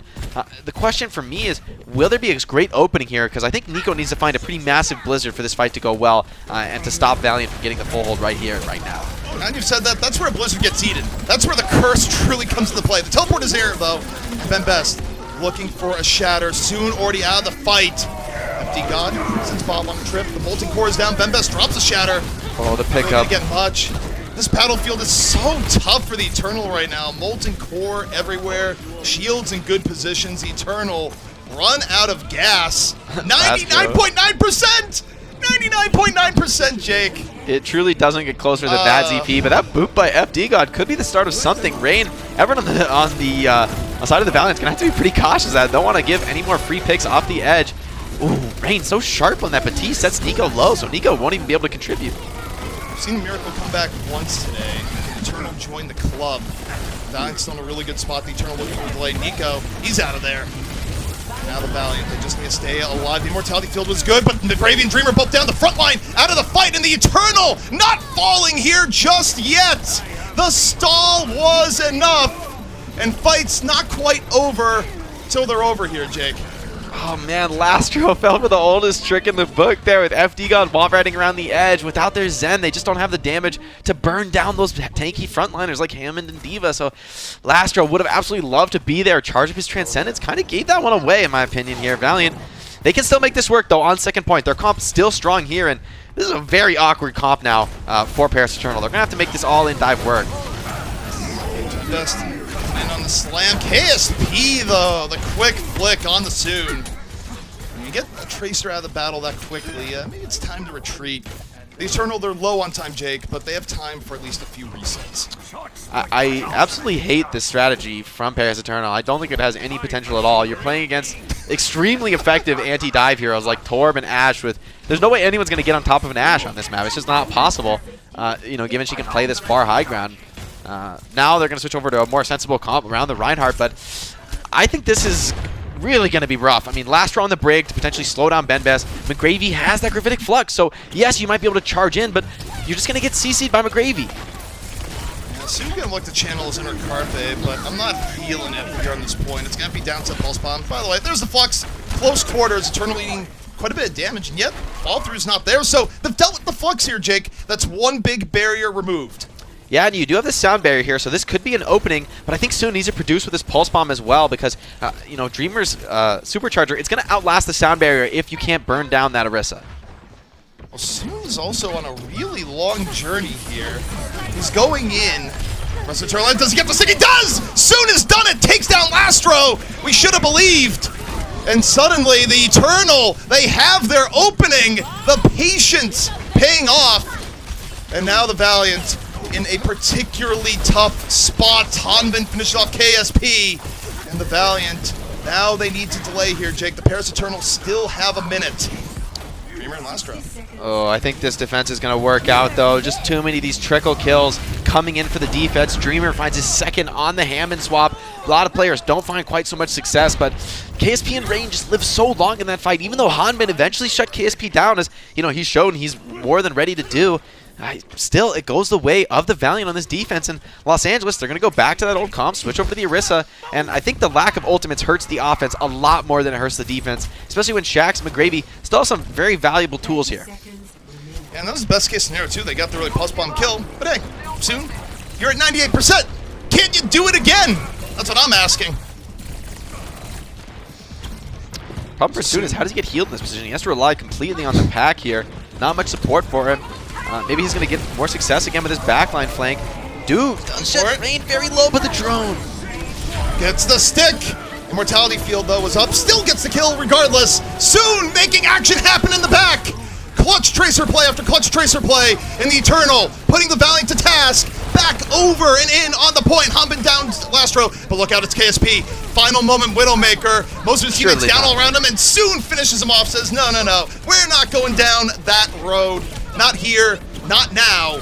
Overtime still in progress. The Eternal just need a little bit more. The Valiant trying to delay. But Jake, they're out of numbers here. This is going to be so difficult to bring back. They're trying desperately to charge back into it. KSP with another. No, the Valiant, they might be doing it here. That's the second pickup from KSP. Rally from Lastro as well. He gets punched into the wall, but this brig is so incredibly tanky. Oh, booped into the self-destruct. That's such an important pickoff. The problem is for the Eternal, they're low on healing. Losing Fielder is terrible in the situation. Shax is back onto the field on the Tracer. Shax super low. You got to get back to the point. He can't get there in time. Oh, Valiant, they were so incredibly close. I dare say, without that boot by FD God, sending Lastro into the self-destruct from Hanbin, I think that hold would have come through from the Valiant. So that was truly on a knife's edge. Everyone contributing from the Eternal to just barely push it over the line in the end. And that's off the back of Soon with an absurd opener, getting multiple pickoffs before Valiant were able to respond at all with any of their own. So great work by all the Paris Eternal to secure that. But Valiant proving more than deadly in the clutch scenarios there. Really, really close to bringing that one back. I think one thing the Eternal have to be thanking their lucky stars for here is that on their defense, they were able to stall the Valiant below a minute. Because you look at this, if the Valiant were just a mere 7 seconds quicker, they would have had a minute and 1 on the clock, and the Eternal would not even be getting this attacking round. So, despite how tough this map has been for the Eternal, Jake, they still have a shot And the great equalizer here on Assault is that if you take first in the immediate attack, the time bank doesn't matter anywhere near as much. So even with nearly double the time bank, this is still something that the Eternal can very much even. You know, I actually like this look from the Eternal showing still this TP strat with Sim, because this strat not only has a great chance to just cap A outright, you're almost guaranteeing yourself to get some ticks of progress on A, but you can also snowball B very effectively. That Symmetra wall is a great tool for winning that fight when the opponents don't have any ults up. So the TP once again to point, and I think this might go better for the Eternal. Eternal go in quickly, they get KSP! Nico landing the Icicle, and that's so big for the Eternal. They needed this first fight to go well, and so far everything is aligning. The Valiant in a very tough spot. Soon's Charge absolutely deadly. And not only the Eternal taking this fight here so far, even with Soon falling early, it's gonna give them momentum going into point B. The worst case scenario for the Valiant. Oh, and think back to when Valiant, they could have full held this map, but Lastro took a peek over the edge and FD God booped him off, and it happens again there at the end of the fight. So a little bit of war flashbacks for Lastro, and the snowball potential is so real here on second point. Valiant, they've got to marshal themselves. They have to make a hold here, and I really think Paris, if they get even a tick of progress, they're in an extremely good position to take Hanamura. This is Valiant's map pick. They've got to win here. I think they're going to fake high ground, rotate back to middle. I don't think they have time to try and get through the high ground here. I think one of their only options are middle. Maybe they brute force it. Speed amp it, go straight to the point. What do they do? They go top, but they flank towards middle after that. Now they're back on the point. Ben Best eating a lot of damage off the Discord Orb. The Cole completely focused on Ben Best in the moment. The Valiant, meanwhile, Immortality Field already used. The Eternal rotating around. Nico on Death's Door, but he lives long enough. The Blizzard now up in the fight. Lives long enough to drop it on down. The beat in from FD God. Shax is out of it. And the Valiant starting to bleed. Nico gets punished. The Blizzard, though, buying some control, and it's the Valiant. KSP landing shots from behind. Lastro from the back. And the Valiant hold off what was a very dangerous-looking Paris Tide. Lastro angry there, striking back with a few headshot kills, and McGravy dropped that Gravitic Flux. FD God, I was watching his beat, he was 95 when McGravy cast the Gravitic Flux, and he gets the Sound Bear. I mean, we talked about before in the previous match about FD God, you know, using those Sound Bears at the last possible second. In that situation, he had no choice. He finished charging his ultimate while he was in the air of the Gravitic Flux. Like, if he didn't have the beat there, oh, it would have been just a brutal stomping by the Valiant on second, but 1 point to capture, you're happy with that with a minute. You know, obviously you would have loved to get a tick on B, but that's incredibly hard to do, to be fair, with that little time bank available. You know, for the Valiant, they had some struggles capping point A before. They're going to have to be quicker this time around to give them even a chance to draw this map, and it's going to have to be blistering to give them a win here on Hanamura. Really glad you brought that up because, yeah, this is now a fight of reversing fortunes where, on the bright side, you're at the Valiant, you have a minute 54, so you're not locked in to getting point A on the first attack or nothing. You get 2, potentially 3 attempts depending on how quick you are, and that's big given the variability of point A fights. The problem here, of course, is that getting point B, even with a minute 54, it's going to be fairly unlikely. So we'll see where this one ends. For my money, I think that this is an immensely drawable game. Yeah, I mean, Valiant, though, going for pretty much pushing all their chips to the middle of the table right here, running KSP on the Widowmaker. Last time, this didn't really work out for them well at all, and I'm a bit worried. KSP is going to have a lot of pressure on him. You can see Soon setting up in that high ground, hiding. If KSP doesn't check his corners, he's just going to go down for nothing. The Eternal, so much riding on this first fight, where, of course, still winnable for the Eternal with a great first point hold. KSP gets caught! Fielder was on it with a little bit of support. And this is big for the Eternal. Why leave with a draw when you can get the win outright? The Valiant have lost one of their attacks. Yeah, I love this adaptation as well for the Paris Eternal. This is the same movement that Valiant went for last time, right? Teleport Reaper, fly in Lucio and D.Va, and all 3 get on that high ground and just start a flanking maneuver. And last time, Paris tried to respond to that, but it was just too difficult because how do you access the high ground? This time, they completely flipped the script. Instead of, they just ignore those players on the flank and instead just charge in and punish that Reinhardt, who is pretty much all alone. So now Valiant, they can put KSP on the Echo. It's a weird change to make this late into it. We'll see if it works out. KSP looking for sticky bombs from the back. Ben Best feeling the pressure. Backs out. Back to good HP. Fielder, Coalescence out. Setting the time battle, but oh no! FD God caught by Shax. Shax meanwhile running from the Cole. Just barely. Gravy frozen and out, going to lose the mech. Valiant, though, still applying endless amounts of pressure here, looking to secure at least the draw. Lastro, Rumble in the corner over here versus the Reaper. And Lastro manages to keep his life. Valiant, they're going to get point A. The worst they can do now here, Jake, is a draw, but they still have time for the win.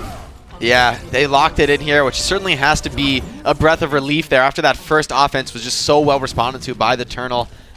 Still, though, a draw on your map pick means that you'll get the next map pick. So, not the end of the world for the Valiant. They're pretty happy with this. And to be honest, I think anything better than a draw is unexpected for me at this point. Massive ult advantage for the defenders.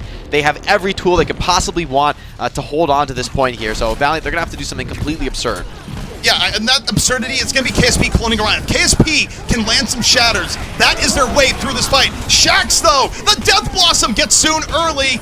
KSP still has yet to use duplicate. Now he's in on the Rhine. His team is down all around him. I'm not sure KSP has the opportunity more. Loses the duplicate. And the Eternal, their defense looking solid. They avoid the Valiant rushing on in. That early pickoff scary, but the ult advantage too much to bear.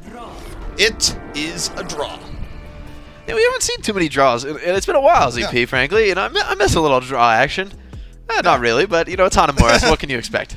No, you don't want a map 7 series? I mean, I don't think we can do that anymore. It's very unlikely, but hey.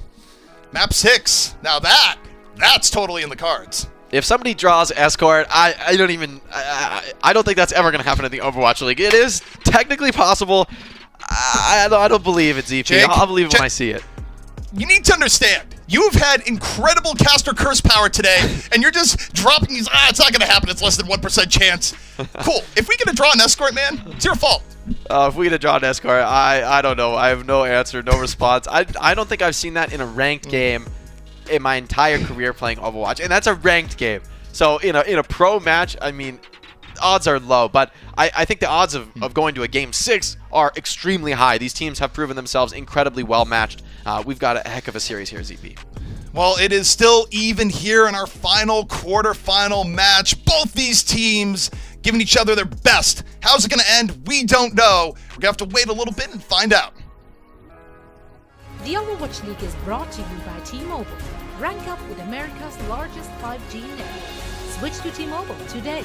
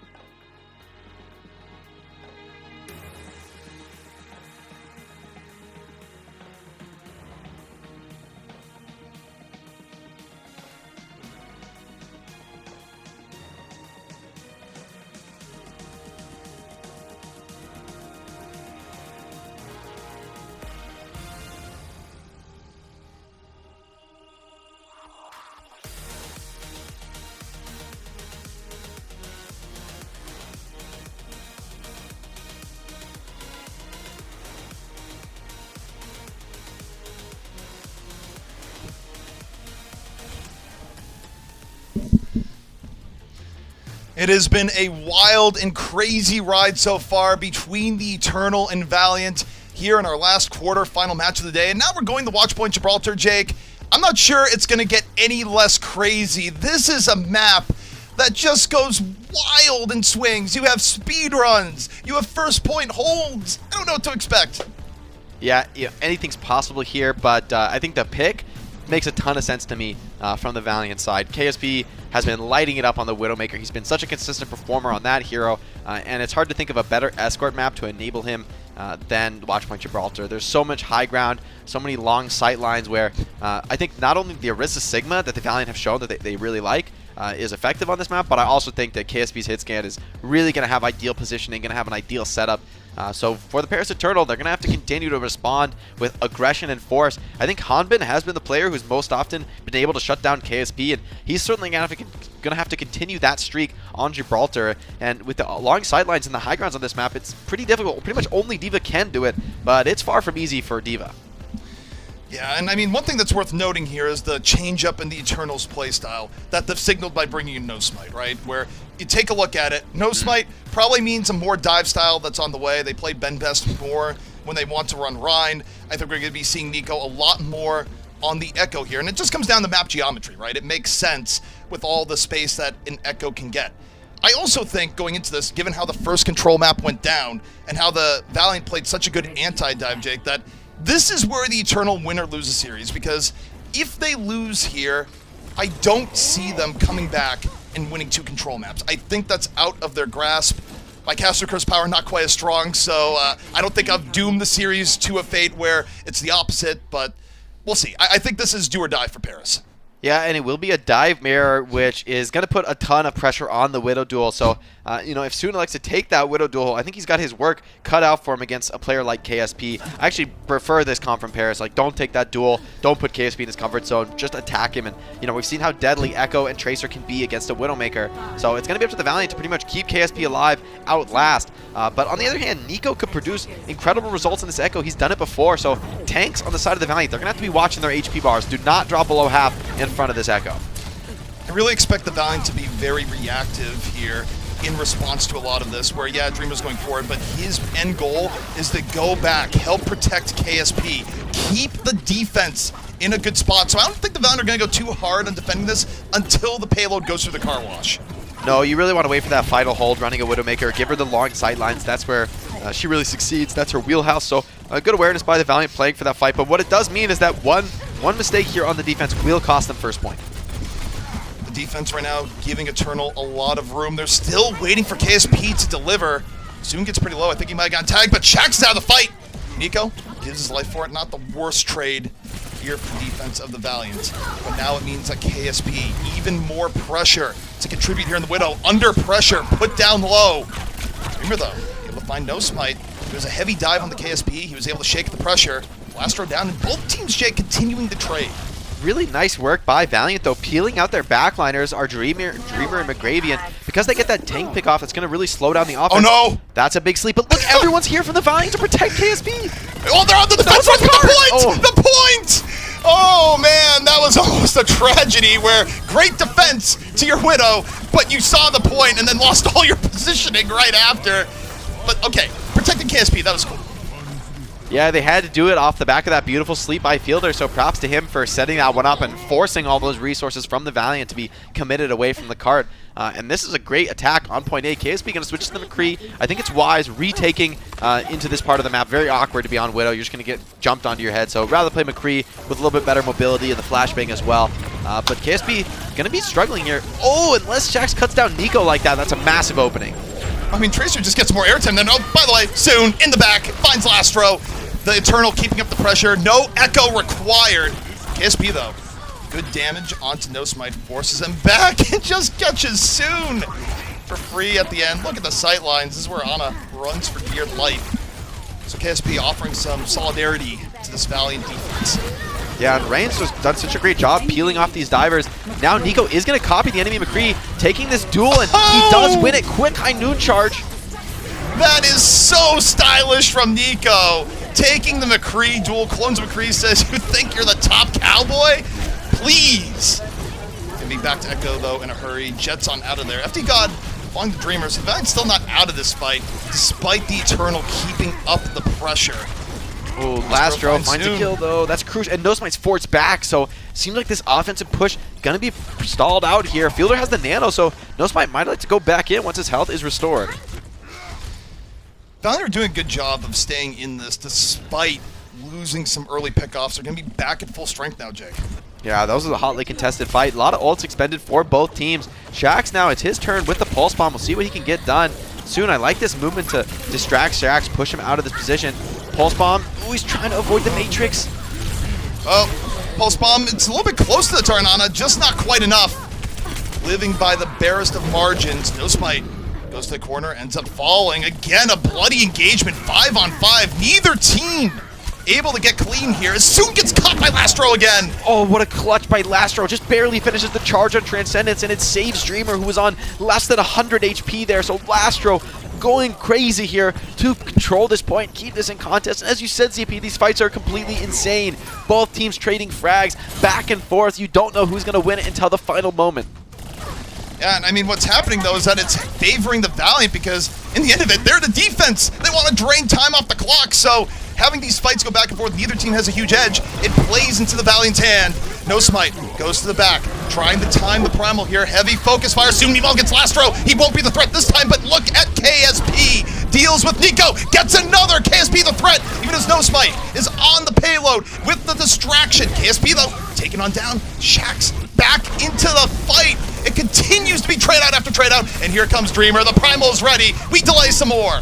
He doesn't even want to use it, though. He's got major spawn advantage here. KSP did more than enough, I think, in that fight, finding 2 pickoffs. Shax cleans up soon as well. So, you know, as soon as you identify Lastro as this crucial threat, who you have to focus down, and you go for the heavy dive on the backline, yes, you kill both supports, but then KSP's uncontested, and he just goes crazy. So, Valiant proving that they have more than one threat on this roster, and it's just very difficult for the Paris Eternal to shut them all down. It's just crazy because Paris is getting opening pickoffs here, but just as soon as they get it, the Valiant takes them down in return. Both teams trading body blow for body blow, and there's a pulse bomb. That's a haymaker, more of an uppercut. Fielder taken to ground. KSP under a bit of pressure from Tracer. Now a D.Va in his face. The Deadeye is ready, but I'm not sure the time is high noon just yet. Looking for the Tracer, the Valiant holding strong here. The Eternal getting the worst of the poke battle this time.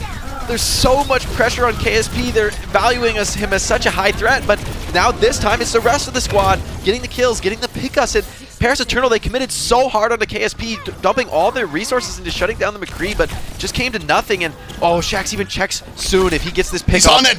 He's got nice the bloodlust. though. All right, maybe a little bit too much bloodlust. Saw that where it was like, okay, maybe not. Next time.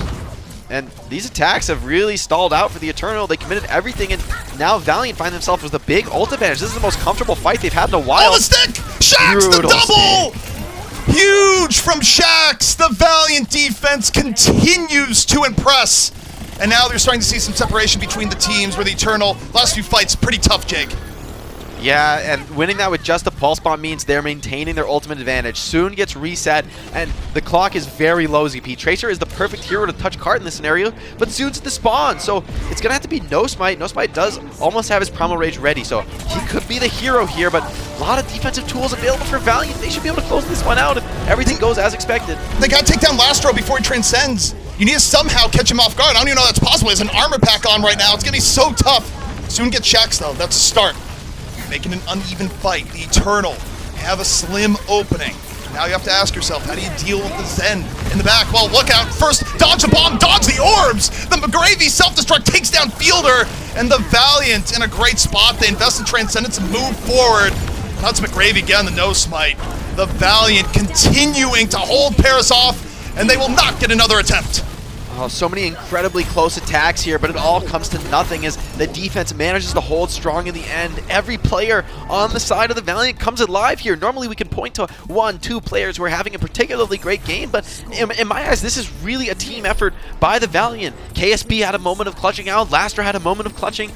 Dreamer and McGravy having constant value, and I think we're kind of the superstar in that final fight. But wow, what an impressive performance there by the entire roster. That honestly makes you feel better than anything else as a player. When you know, when one player is carrying, the rest of the team might feel, oh man, I got to step my game up, I got to do better. But when you win like that, it's a true team effort with fight after fight being made by hero plays by different players, crucially, then you have so much confidence. You feel like you can do whatever you want. You can just play for your own value because you know that your teammates are playing at a high level as well. And I think if Valiant can carry forward that confidence, they're very well positioned to win this series. Yeah, and remember the context here is that given the advantage that Valiant had on control, no, Paris, the series is not over if you lose here, if you can't bring out a better defense.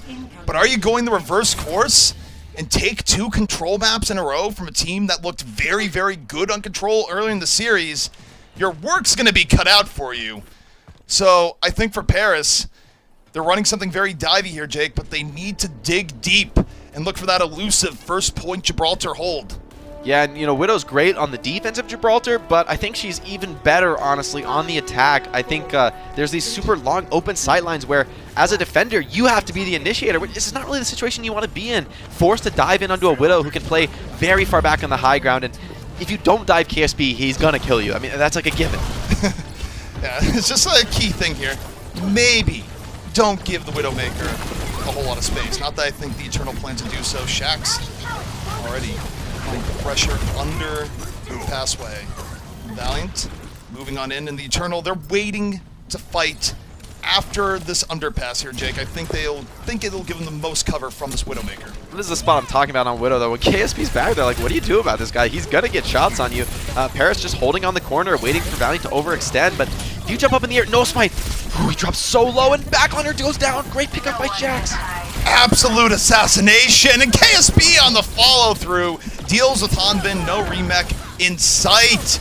Shaxx is positioning sublime over the top. And the Valiant, they haven't quite gotten point B yet, but that is a good start. How did KSP have an infrasight? Nico was 20% on the echo copy, and KSP popped infrasight. This guy is wild. He's raining headshots on the tanks. I mean, he wasn't getting the solo kills there, but when you headshot a Winston, it just destroys his entire game plan. He's forced to reset. Pulse bomb, looking for it, gets the stick! Another 2K from Shaxx! Surgical! One after the other. And this is looking so good for the Valiant as the Eternal begin to crumble. Alright, the Eternal can use any help they can get, so I'm gonna just cast her Curse Valiant. Let's just wrap this up, take it to control, because, I mean, if continued performances come out like this from the Valiant, their dive is so deadly, and remember, they didn't even play this on control. They preferred a different style. They didn't even want to take the dive mirror, so this team has so many different looks. All of them are looking equally deadly at this moment. KSP, yeah, he's got another Infrasight coming up soon, 65%, so that's about 5 seconds for KSP, you know, give or take. Jake, somewhere out there, Wolf is nodding, smiling that you're channeling your inner caster curse power. It's like, yes, my boy has evolved. He's ready for it, but we'll see just how good your power is, because the Valiant right now, they look unstoppable. Look at this massive high ground control that the Valiant have established. KSP, he's waiting in the wings, but the front line from the Valiant is going to get so much done here. Oh! No rewind, life right after. KSP shuts it on down at least a 3-second memory. Shaxx, another pulse bomb is ready. Where's it gonna go? Doesn't need it here for the D.Va, that's for sure. KSP, room to work with. The Eternal are in shambles.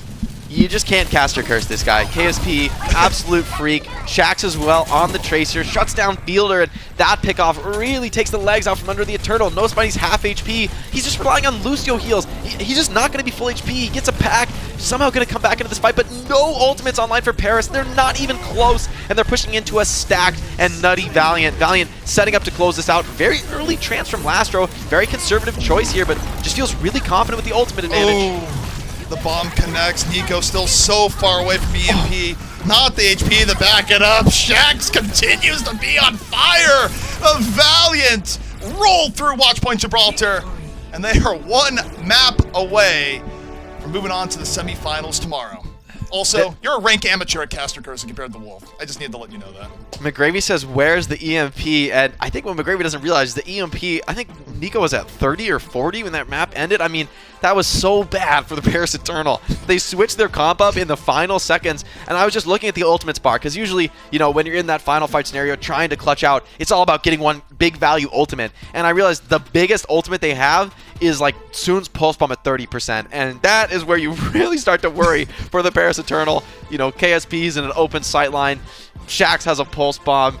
Oh my gosh, everyone performing on the side of the Valiant. They are looking so hot right now.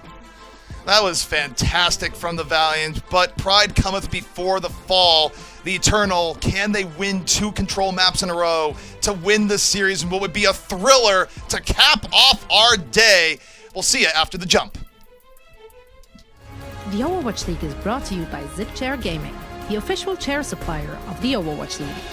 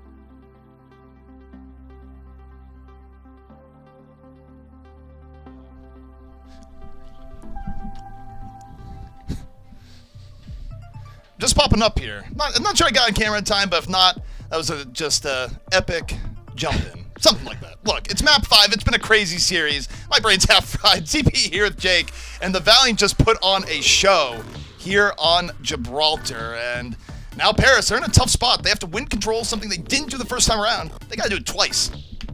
Yeah, and it is map 5, although exactly as you said, Paris, they're not on the decider map just yet. We did have a draw on Hanamura, so Valiant find themselves up 2-1 as they go back to control. And I mean, remember, if we go back to Busan, they won pretty dominantly 2-0 on that control map type with some very innovative strategies, very specific to each map, which suggests to me that they're extremely well prepared for control. However, when we go to Lijiang Tower, I think that this is a very wise choice from the Paris Eternal, considering what their strengths have been. When they got their win on King's Row, it was off the back of playing that Reaper, the Mei, the Rush comp, playing around Rhine. And on Lijiang Tower, not only can you play the Sim strat on Night Market, but you can play the Mei and the Reaper on Control Center. So 2 out of 3 maps are likely going to be decided by Rhine comps. The question is, can the Valiant keep up, despite that potentially not being their favorite comp to be playing? I think this first map is their best chance. I feel like just on the psychology side alone here, the Valiant are at an all-time high. You have to think that internal and team comms, they are just cheering, they're ready to go.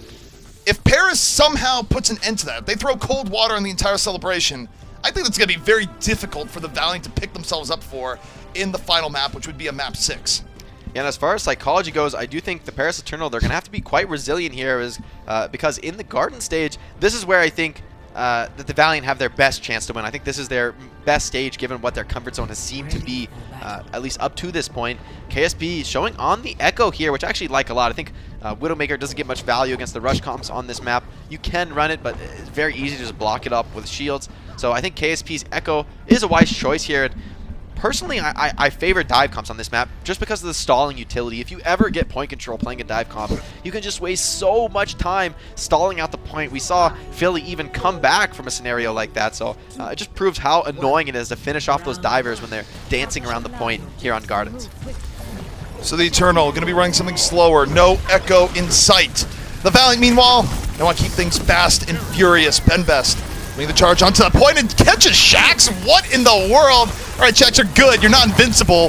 That was avoidable. FD God comes in. We've seen him carry on Lijiang Tower before. A boop onto McGravy is painful. And this mid-fight is just a stomp here. The teleporter from Soon, he commits to the Symmetra and gets his team across the bridge way faster, where normally Divecom should have that edge. Normally Divecom should have the positional start of the fight going their way.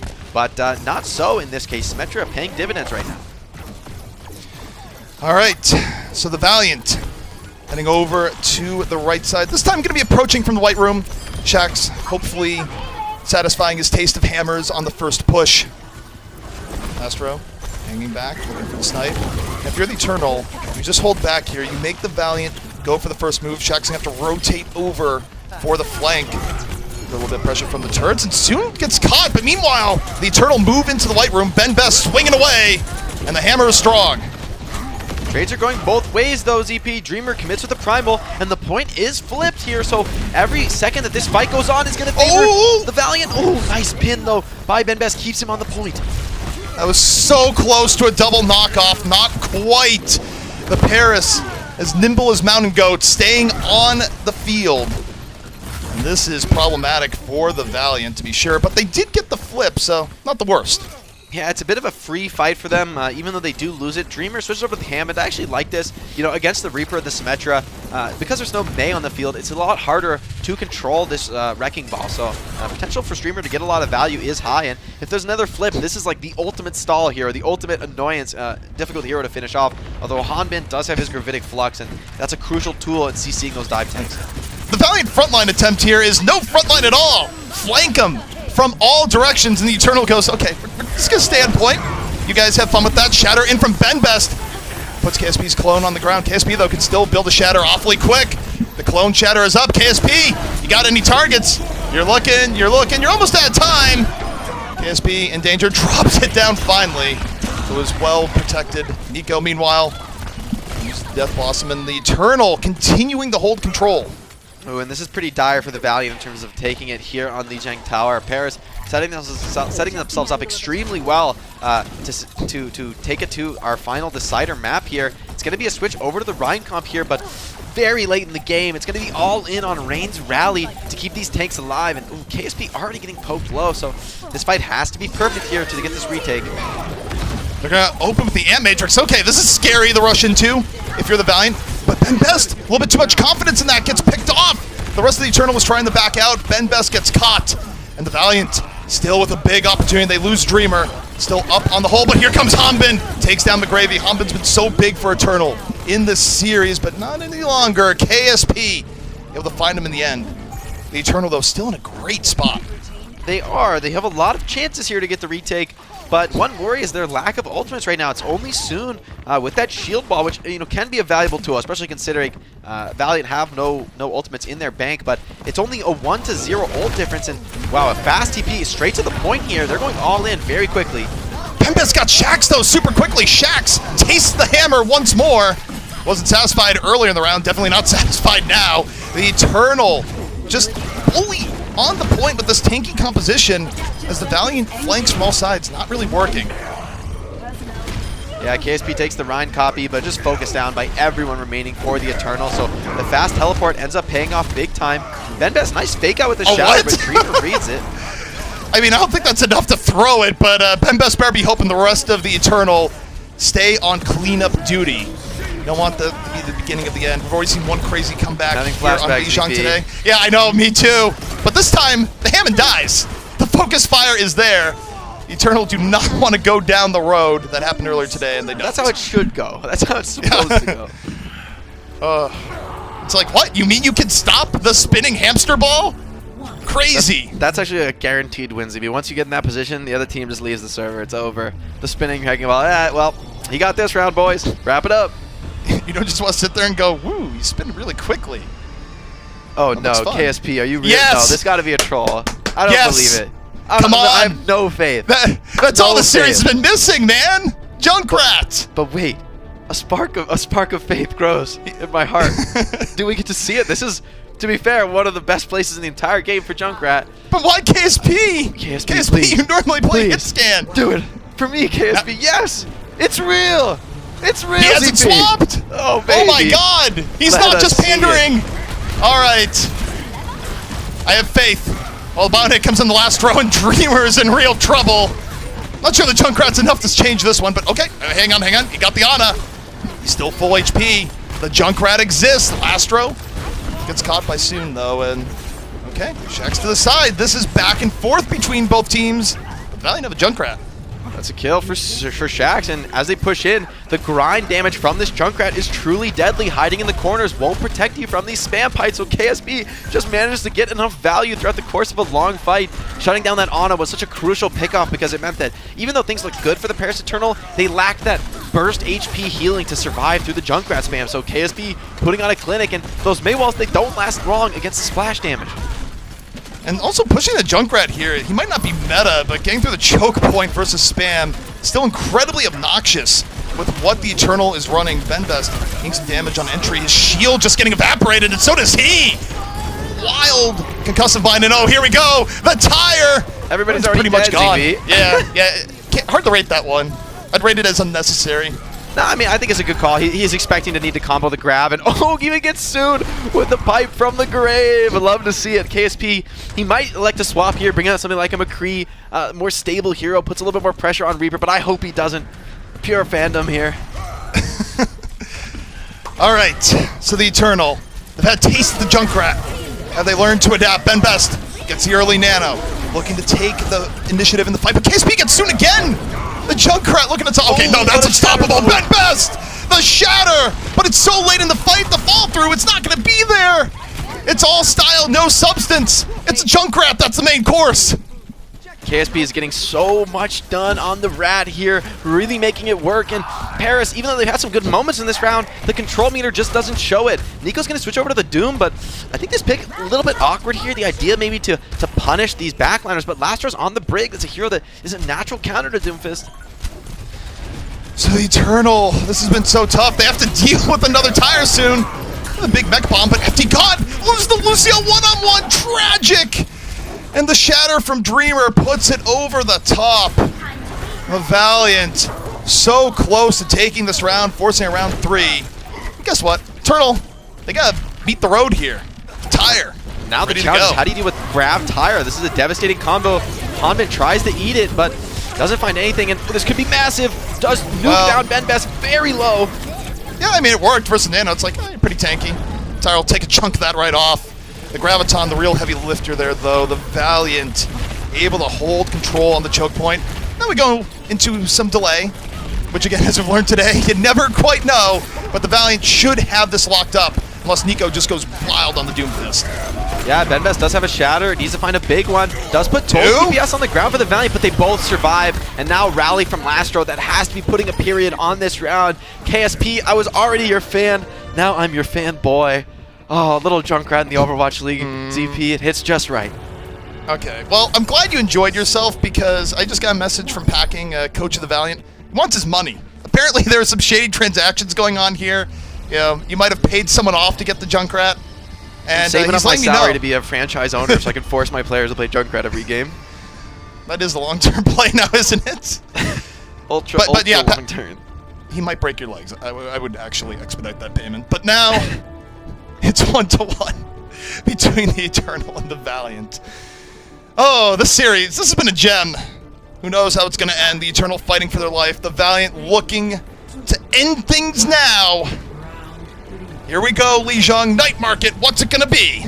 Yeah, both teams on the sim, but overall, I think a more sensible rush comp coming out on the side of the Paris Eternal, actually. They've got the sim and the Reaper. They have point position here, so KSP, you know, I've said it before, but he's got his work cut out for him. He's got to find some pickoffs here. It's very annoying for his teammates to push through this choke point. I do like the Ash here. One good shot, all it takes. Instead of the Reaper, ground pressure on the bottom. Now the Valiant be taking the initiative. KSP, though, yet to find a major shot. We're talking field already forced out. Big opportunity here for the Valiant. Dreamer getting low. Shax, and there's Rain! True to his name, hitting the ground. The Valiant taking the fight, and now the Eternal are in real trouble. Yeah, McGravy's Zarya bubbles proving to be just the tool that the Valiant needed there to push through the choke point, get past the slowing effect of the turrets, and of course deny it with the power of Zarya bubbles. And McGravy's fully torqued up right now. He's going to put out a ton of DPS in this fight. He's looking for it. Dreamer's so low to poke to start things off. Lastro tried to save him. Instead, both hit the ground. Tough opening fight. So much there's 3 opens as the Eternal turn it around. McGravy did not get the value he was hoping for there. Nice work by Fielder to spam some heals into Soon, keep him up. I think McGravy thought he was going to get that burst kill, and then it just didn't come through. Whew. So the Eternal bring it right back, 29% to 10. Valiant, you have some options here, and this is going to be crazy between both Rhines with how aggressive they've been in trying to land shatters. Yeah, I think BenBet's going to have the major edge here, though, because he's got that shield wall coming in from his Symmetra, and he's going to be able to play that. He doesn't even need to use his shield. Lastro falling early. BenBet Shatter already used. 2 down. Dreamer, do you dream of winning a 6-on-4? This is where you drop the Shatter under pressure. You shouldn't, and you did it. Yeah, wise hold there. No follow-up would have been possible, even if he gets a 6-man there. It wouldn't really make any difference. So wise choice there to hold on, but now, once again, the Symmetra is just in control of the point, and this is where she wants to be. No clear ultimate that's going to like enable this retake. Yes, you've got the grab. That's probably your best tool here. But the question is, can you actually follow it up? It's going to be hard. The Eternal have ripped momentum right back, and now the Valiant have to be wondering where this one goes. Dreamer, definitely take the initiative in the Rhine battle. Shatter versus not. See Nico hiding in the corner. We get away from that one, and here come the Valiant. They sense opportunity. The opportunity might be a one-time chance to get slammed by Hanbin. Early fluxes out. The Valiant, though, still withstanding. There's a Shatter from Dreamer. Nico, a bit of danger, gets right back up. The Eternal remain vigilant here. The Graviton in from McGravy, but the follow-through not there, but is at the end. KSP and McGravy looking to turn this one around. Nico, though, still fighting tooth and nail. It's not enough. And the Valiant retake. That fight went to those final seconds. It really could have gone either way. That was a great response by Paris Eternal. I mean, Dreamer shattered Nico, but everyone from the Eternal immediately groups up on Nico, protects their Reaper, and Nico did a lot of damage. That fight just wasn't enough. KSP on that on the Echo rather, staying alive the whole fight. And we're gonna see a fast TP, and no, it is blocked. Nice movement by McGravy. Shax just got erased. Shax was far out. He couldn't hit the shift in time, and BenBet hits the ground in celebration, and for good reason. The Eternal about to force a final map here, and now the Valiant on the brink. That fire strike from BenBet, that was God mode. Air shots coming in heavy here. McGravy on the Hammond, so gonna go for desperation mode to touch, but you've got Sound Barrier, you've got Nano, you've got Shield Wall, you've got everything you need, and the Symmetra have got to be one of the worst heroes in the game to try and recontest into. Blaster's already down. Shax, what is Death Blossom doing? Hasn't done enough. Hanbin's out of the fight, but so is Dreamer. The Paris Eternal, they drop the beat. They're looking awfully healthy. KSP gets caught. The Symmetra, a little bit too strong. BenBet holding on to the Shatter, but he might not even need it. As the Valiant have lost most of their members. Now, how long can they keep overtime in progress? I don't think it's going to be long. Map 6, we're on the way. I mean, I'm surprised on the one hand, Paris Eternal bringing it back, but soon calling GG's. I think he's a little confused about this. Yeah, hit him with the question marks in chat. Do it. I don't know if it's on stream, but that was well deserved. Oh, it's man, like, Soon, you thought you won a previous map? Come on, dude. Even confused me. I was like, wait, what? No, we are going to map 6 here. But, you know, as I was saying earlier, this is a wise map choice by the Paris Eternal, taken to Lijiang Tower, where they're able to play the Rhine comps. That is where they've had their best matchups here against the Valiant. They do take it quite close, maybe closer than I expected. But, you know, unless the psychology gets to the Valiant, unless they crumble under pressure right now, they are going to be able to pick this final map. They are going to be able to bring us to a spot that allows them to play in their wheelhouse. And I would imagine they're going to make it awkward for BenBet to stay on the Rhine. That has been the best moment for Paris Eternal, you know, playing around BenBet's Rhine. But without that tool, if you assume the map pick is well made by the Valiant, then this could be a tough final map here as Paris Eternal hope to close out the series. Well, it's a rarity, but it is a treat. Map 5 is over, but the series is not. Map 6, we're going to decide it all. Come back soon. The Overwatch League is brought to you by T-Mobile. Rank up with America's largest 5G network. Switch to T-Mobile today.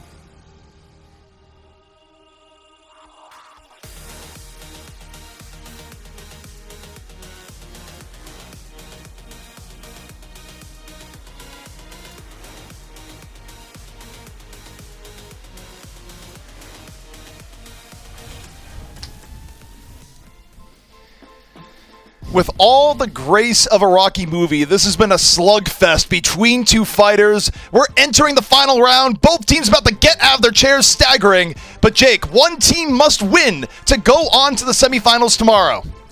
I'm such a fan of this tournament format. It creates these epic moments.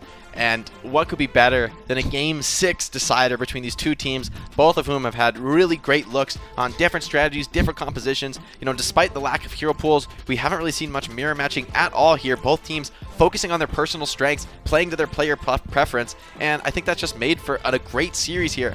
I have no idea who's going to take this. I maybe have a little bit of favor here towards the Valiant. This is their map pick as we go to Oasis, so makes sense to me. You know, play those dive styles that have worked really well for you. Maybe the Orisa Sigma as well. Only one map of these three really lends itself to a Rhine composition as well. Yeah, and going into Oasis, they're still running with Ben Best, where that was the key difference. If you look at the first control map to the second, is that Ben Best was in, Paris wasn't trying to play a very heavy dive style. And look, Paris has looked better with Ben Best here and now. But you go into Oasis where you accurately note, this is a tough area to get good Rhine play. The stage we're looking at right now, probably the best look for Rhine that the Paris will get all map long, which means, look, if the Paris Eternal want to win this map, I think they have to take the stage, Jake. Yeah, definitely this is a must-win scenario if you're going to try and stick to those Rhine comps. And with Ben Best in, that seems to be what they're telegraphing here. On University, it's going to be Valiant just going to have the mental fortitude here. You know, if anything, this should be how the series has gone earlier. This should be a good map for Paris Turtle. This should be one that they can take. The Valiant, this is not their wheelhouse. Like, sure, they're fine on the Reinhardt, but they've looked at their best playing other strategies. So, as you said, I expect Paris to take this round, but I think the next two maps are really going to be a tougher test for the Eternal. Of course, the Valiant, they could break the Eternal Spirits in this map by taking this first round away. But it's going to be difficult. I don't necessarily look at KSP always as the most natural Echo player. I don't think this is the strongest composition for the Valiant. But we'll see what they got as both teams enter the final map. Map 6 here in the Overwatch League. Nico opening up with the punch. Heavy damage onto the Rhine, and Dreamer gets crunched. Textbook Zarya comp execution here. Shax does cut down Nico, who I think he thought he finished that kill incorrectly, but great use of the Zarya bubbles there. You got to play fast and aggressive with Zarya, get a big advantage off your first bubble cycle, and they do exactly that. So nice work by Nico to take the bubble and get big value. Valiant, they're still trying to fight this out, still desperately trying to retest, and Dreamer's back, so we've got a fight here. Yeah, they're getting back in. This fight is not over, but Blastro getting caught by the big hammer of Ben Best. It just might be the Eternal getting the better of the trades. Valiant had the sacrifice positioning just to get the fight back in contest. And now the Eternal coming out strong here on the first fight. Yeah, and they do it without investing Coalescence critically, so now they have another edge going into this next engagement. McGravy on the D.Va, I think this is a tough comp to be playing D.Va into. You've got not only Zarya just cooking your mech down, but also heroes like Doomfist that can stun you out of those boosters and leave you in a really awkward spot.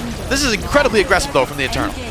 All right, they open with the Cole. What's it going to be? It gets McGravy on mech early, and Lastro's running for his life. The Eternal, unfettered aggression, and it hits the Valiant like a freight train. KSP with the copied Doomfist, but the aggression pays off perfectly there for the Eternal. I think Valiant there just did not expect Hanman to have a grab up that early, but you know, Hanman was just doing incredible damage throughout the mid fight and has the grab to prove it. So once again, Paris setting themselves up for a nice forward initiation here, continuing to show their strength on this Rhine-based composition. Soon holding on to Death Blossom, time to get a little bit sneaky in and around the corner. Guess is wrong on where the Valiant are coming out from, and Nico, easy come, easy go, dives in and just gets slammed. The Valiant, a much better initiation. Now there's no Doomfist threat. Valiant, very healthy. Good run, Eternal, time to reset.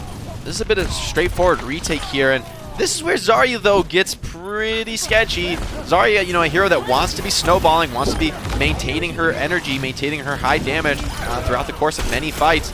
In this case, is just going to get shut down. Nico just stalling it out here, getting a little bit more control. This is a wise decision. You know, your life's not worth much, and a few percentage of control can make all the difference, truly. No shade there, Nico. It's better to stall point than to commit there. Just all logical, very Spartan right now in evaluating the game. The Eternal at 69%. Valiant off at 15. And all right, this time Shax looking a little, oh God, not sneaky at all. Completely destroyed. But the rest of the Valiant doing okay. Mere distraction, as it turns out. Streamer drops a shatter. And losing Fielder down to Moira, it's going to be hard to sustain. And okay, the Valiant, they want even more. They want so much more. They dropped the bomb. Why'd they drop the bomb? I think McGravy just needed a remake there. I think he got desuited, so he just popped the bomb out to get back in the suit.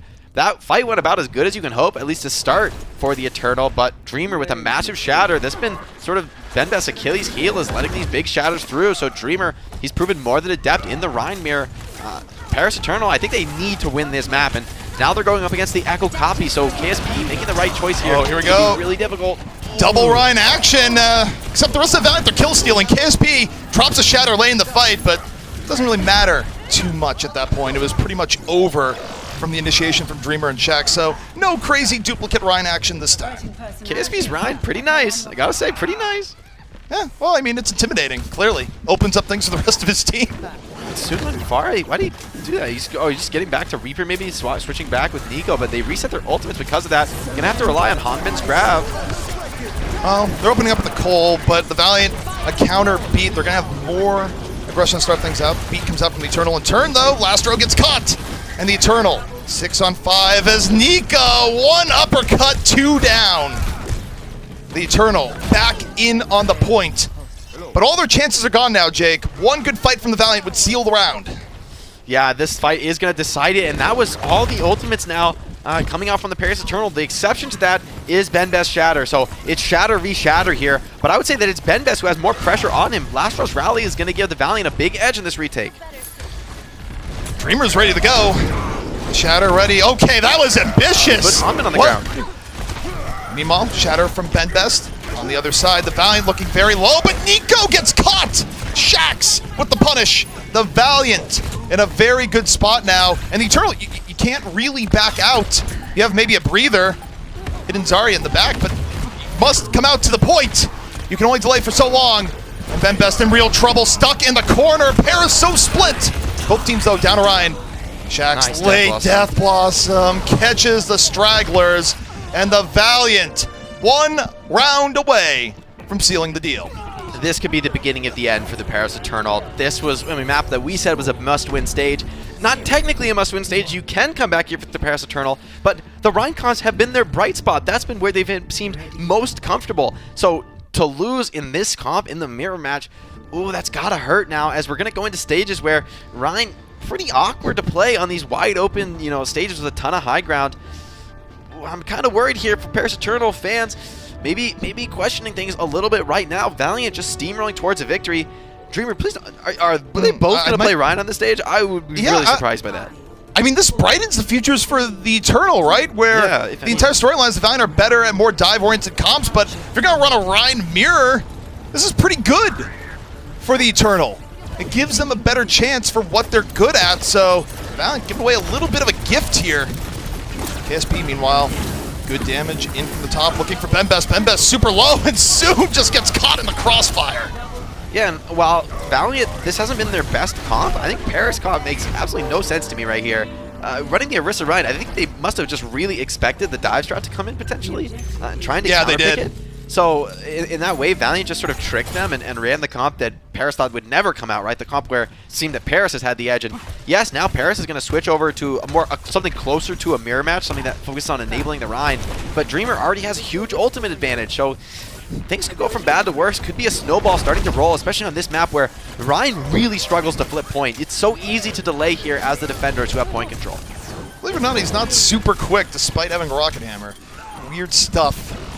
The Eternal, though, on the point. The Valiant now on the response. Dreamer holding on to Shatter, lays it down on top of the ice wall, so not fantastic, but the rest of the fight still going the Valiant's way. 32% to 0, and the time pressure here, Jake, is palpable. Yeah, that's an unconventional way to stuff a Shatter. It works out here, but man, the Paris Eternal looks so lost. Hanmin, one fight on the Zarya, now he's back to the D.Va. Nico gonna switch over to the Echo. The idea here is to take something very close to the mirror match here, but you're just resetting your ults time and time again, so even if your comp's better, you're probably just gonna get ulted and lose this fight. Lastro's rally, I mean, he can easily counter Fielder, and they're gonna jump straight into this, so all in aggression here from Paris. Take the bounce pad, hope for the best, but this is a little bit scary from the Paris point of view. Fielder, though, drops Cole over the top. They get Dreamer. Bouncy bounce all the way around, and the Shatter from the bounce pad. Benbest Fall through going to be there, though. Not quite. And Best ends up falling. So this is getting all sorts of chaotic. Onto the bounce pad goes the bomb! And the Eternal able to get away. Craziness continues, but the Valiant still in control of the point all the while here, Jake. Even if the Eternal do get it. Oh, they get the flip. Oh, that's painful for the Valiant. Valiant would have loved to delay just for a few more seconds there. But the flip comes in just a little bit earlier. A little bit of ray of hope here shining for the Paris Eternal. That was maybe the most jump pad uses I've ever seen in a fight in my entire life in the Overwatch League. But it works out here. Beat advantage is in favor of Rain, and without a clear counter ultimate on the side of the Eternal, this should be another moment for Valiant to win a retake. So we're going to need to see some sort of carry performance here on the side of the DPS from the Paris Eternal. Yeah, one would think. Shax! Oh, Nico! Watch where you're flying! Just rolls into Shax, and Shax snipes him out of the sky. Finds the Reinhardt, the room service delivery of the Shax, not what Paris needed to be ordering for that fight. Oh, that is rough, because now 80% on the cards here. Paris, they're going to delay. They're going to get some more time. Hanbin flying around to the small room. It's working out well for him. But so far, the Valiant, they've just been too strong. Winning now in the Rhine Mirror. This is the place where Paris seem to have control all series long. And what more stylish way to end the series than by flipping that dynamic and actually beating Paris on what they do best? That would really be a motivational hit, I think, for Paris. And I mean, not as bad, though, as just getting knocked out of the series. That is really the worst-case scenario for Paris. They need to get a win here. The series might about to be over. The Valiant one fight away from taking this epic duel as Nico goes down. His signature hero, KSP, beats him on it. And now it's 6-on-5. The Valiant in a great spot. Ben Best has the shatter, drops it down, hits nothing. Can't be the hero this time. As the Valiant turn on the pressure. Dreamer, though, getting awfully low. The focus fire is there, but here comes McGravy. The bomb! What's it gonna do? The Valiant don't get much off it. FD God had to use the beat in response. Nico has cloned the Rhine mid-fight. Can Nico be the hero here? KSP is taking out Ben Best. And no! Nico loses the duplicate. Doesn't get a chance. The Valiant continue the hold in firm control. The Eternal losing player after player. Overtime in verge of ticking down. And the Valiant, Jake, they've just about done it. Overtime ticking away. And the Valiant, they're gonna take it. They defeat the Paris Eternal in a thriller. What an incredible series, ZP. You can't ask for more than that. And just going all the way to map 6, Valiant just doing not what I expected, honestly, in that final map. Not going back to their strengths, but doubling down on a mirror that I think the Paris Eternal just didn't expect that Valiant would even be willing to take. So to win that way has got to be a major confidence boost for the Los Angeles Valiant as they move on in this tournament. When we see them continue to play tomorrow, this could be one of those teams that puts some upsets up against the better teams in the tournament, the teams with higher seeds potentially. You gotta love it, the energy from this Valiant team, where I think, in many people's eyes, they have been the underdogs all season long. A team that, you look at any power rankings for whatever they matter, spoiler alert, not a lot, but the Valiant were at the bottom. No one had expectations for this team, and now we're here in the May Melee. They take down a Paris Eternal team that was looking awfully hot, and who knows how far they'll go as we look into the semifinals starting tomorrow. And just incredible team play across the board from the Valiant. That's, you know, we're going to give a player of the match, of course, but at the same time, I just have to say that for me, it was the team play for the Valiant. Like, time and time again, it was not just one player coming up with the huge plays, but everyone across the board. You know, when one group gets pressured, when you start over-focusing KSP, Lastro shows up huge. When you turn it around, you go for Lastro, and then KSP makes a huge performance, or Shax finds a double-kill pulse bomb, as he found time and time again that series. So, really great work by the whole LA Valiant squad. Their roster looks really strong. You know, they didn't make any substitutions, I believe, this entire series, and I can see why. There's no question in my mind that every single one of these players can be in contention for best in the world. It was a wild ride, but we do have our player of the match presented by Xfinity. There can only be one, as it turns out, and it's going to be KSP. As much as we'd love it to be a 90s kids show where the end message was everyone wins, no. It's KSP that wins. Yeah, I mean, KSP deserves it. He played Junkrat, of course, so, you know, he had my vote. He brought it out and made it work, too. It's, you know, not just picking it, but actually playing it well.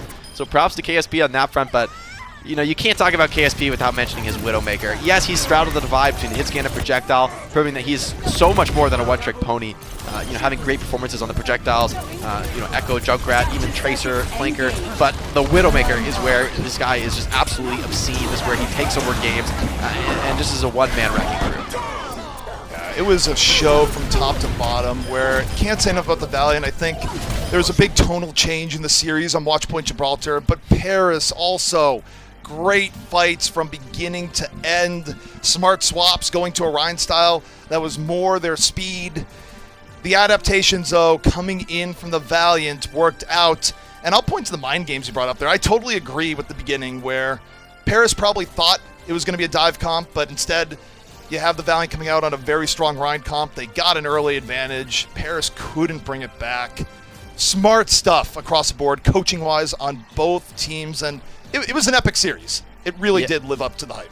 Yeah, I don't think any fans can really be disappointed in this one. Of course, fans of the Paris tournament would have loved to see them continue on in the tournament, but that's not the way it goes. Only one team can move on. This is a tournament format, so very different than the normal Overwatch League. It's win or go home. Pressure is on. You know, as much as it's nice to have a vacation, it's a little bit nicer to have a vacation with 40K and 3 bonus wins in your pocket.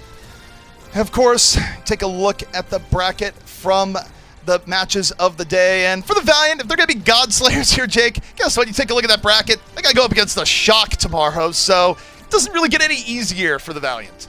Yeah, we're going to have some seriously crazy matches tomorrow. The Valiant, yes, they put up a great performance against the Eternal, but the Shock, a whole different animal, a team that, you know, unlike I think where Paris had a couple looks where they were really good and then some other comps where they didn't feel quite the same strength. Shock's a team where, you know, like the Valiant, we're able to bring lots of different strategies. Shock can do just the same. Shock can match you anywhere you go. So for this team to continue on to the tournament, to actually, you know, make it to that final spot, they're going to have to go to another level here. But, you know, anything's possible for this rookie squad. They've proven that expectations don't mean much to them. And it proved to work out well for them here so far. Getting to the final day of the May Melee, making for some incredibly entertaining Overwatch along the way. I mean, what more can you ask for? This last series, a treat, and it makes me incredibly excited for what's to come tomorrow. Yeah, normally what more could you ask for? I would say Junkrat, but in this case, I got even that. You got it. So I'm satisfied, ZP. I cannot ask for more. It's been a pleasure casting this May Melee, and I can't wait to see how this breaks down. I am certainly going to be glued to my screen tomorrow. Yeah, this has been great, and honestly, we've seen so many different looks from the teams too, where, you know, obviously in the weeks running up to this, we've had hero pools, which has forced different compositions, but I think in a sense it's brought on the diversity of these teams and what they run, because every series today was a little bit different. It's not like we were seeing the same mirror get run into the same mirror. All heroes are available, Jake, and I feel like just about every team had their own unique take on what exactly to play. Yeah, in my mind, Overwatch is actually in a really great place right now competitively. Like, to have the hero pools in the qualifier stage to force diversity, but at the same time, when you go into this playoff format, because of that previous diversity, teams have all these different looks in their head. They've practiced all these different strategies over the preceding month. So these playoff format, even though there's no hero pool, we still see incredible diversity, something that was really not present so much in previous seasons of the Overwatch League, where you know, the stage playoffs are pretty much going to be the same thing as the stage. So now I love that we're seeing this diversity. Even when you take away the hero pool, we still have teams having a clear identity, compositions where they're best at. And for me, that's really exciting. And of course, the action, it's not over yet for this weekend, where we've just been covering the North American side, but later tonight, on the APAC side of things, that's right, it's going to be the Dynasty taking on the Charge. That is going to be a thriller, Jake. Yeah, definitely. You know, Dynasty having some tough moments recently, to be honest, and the Charge have seemed resurgent, as strong as ever.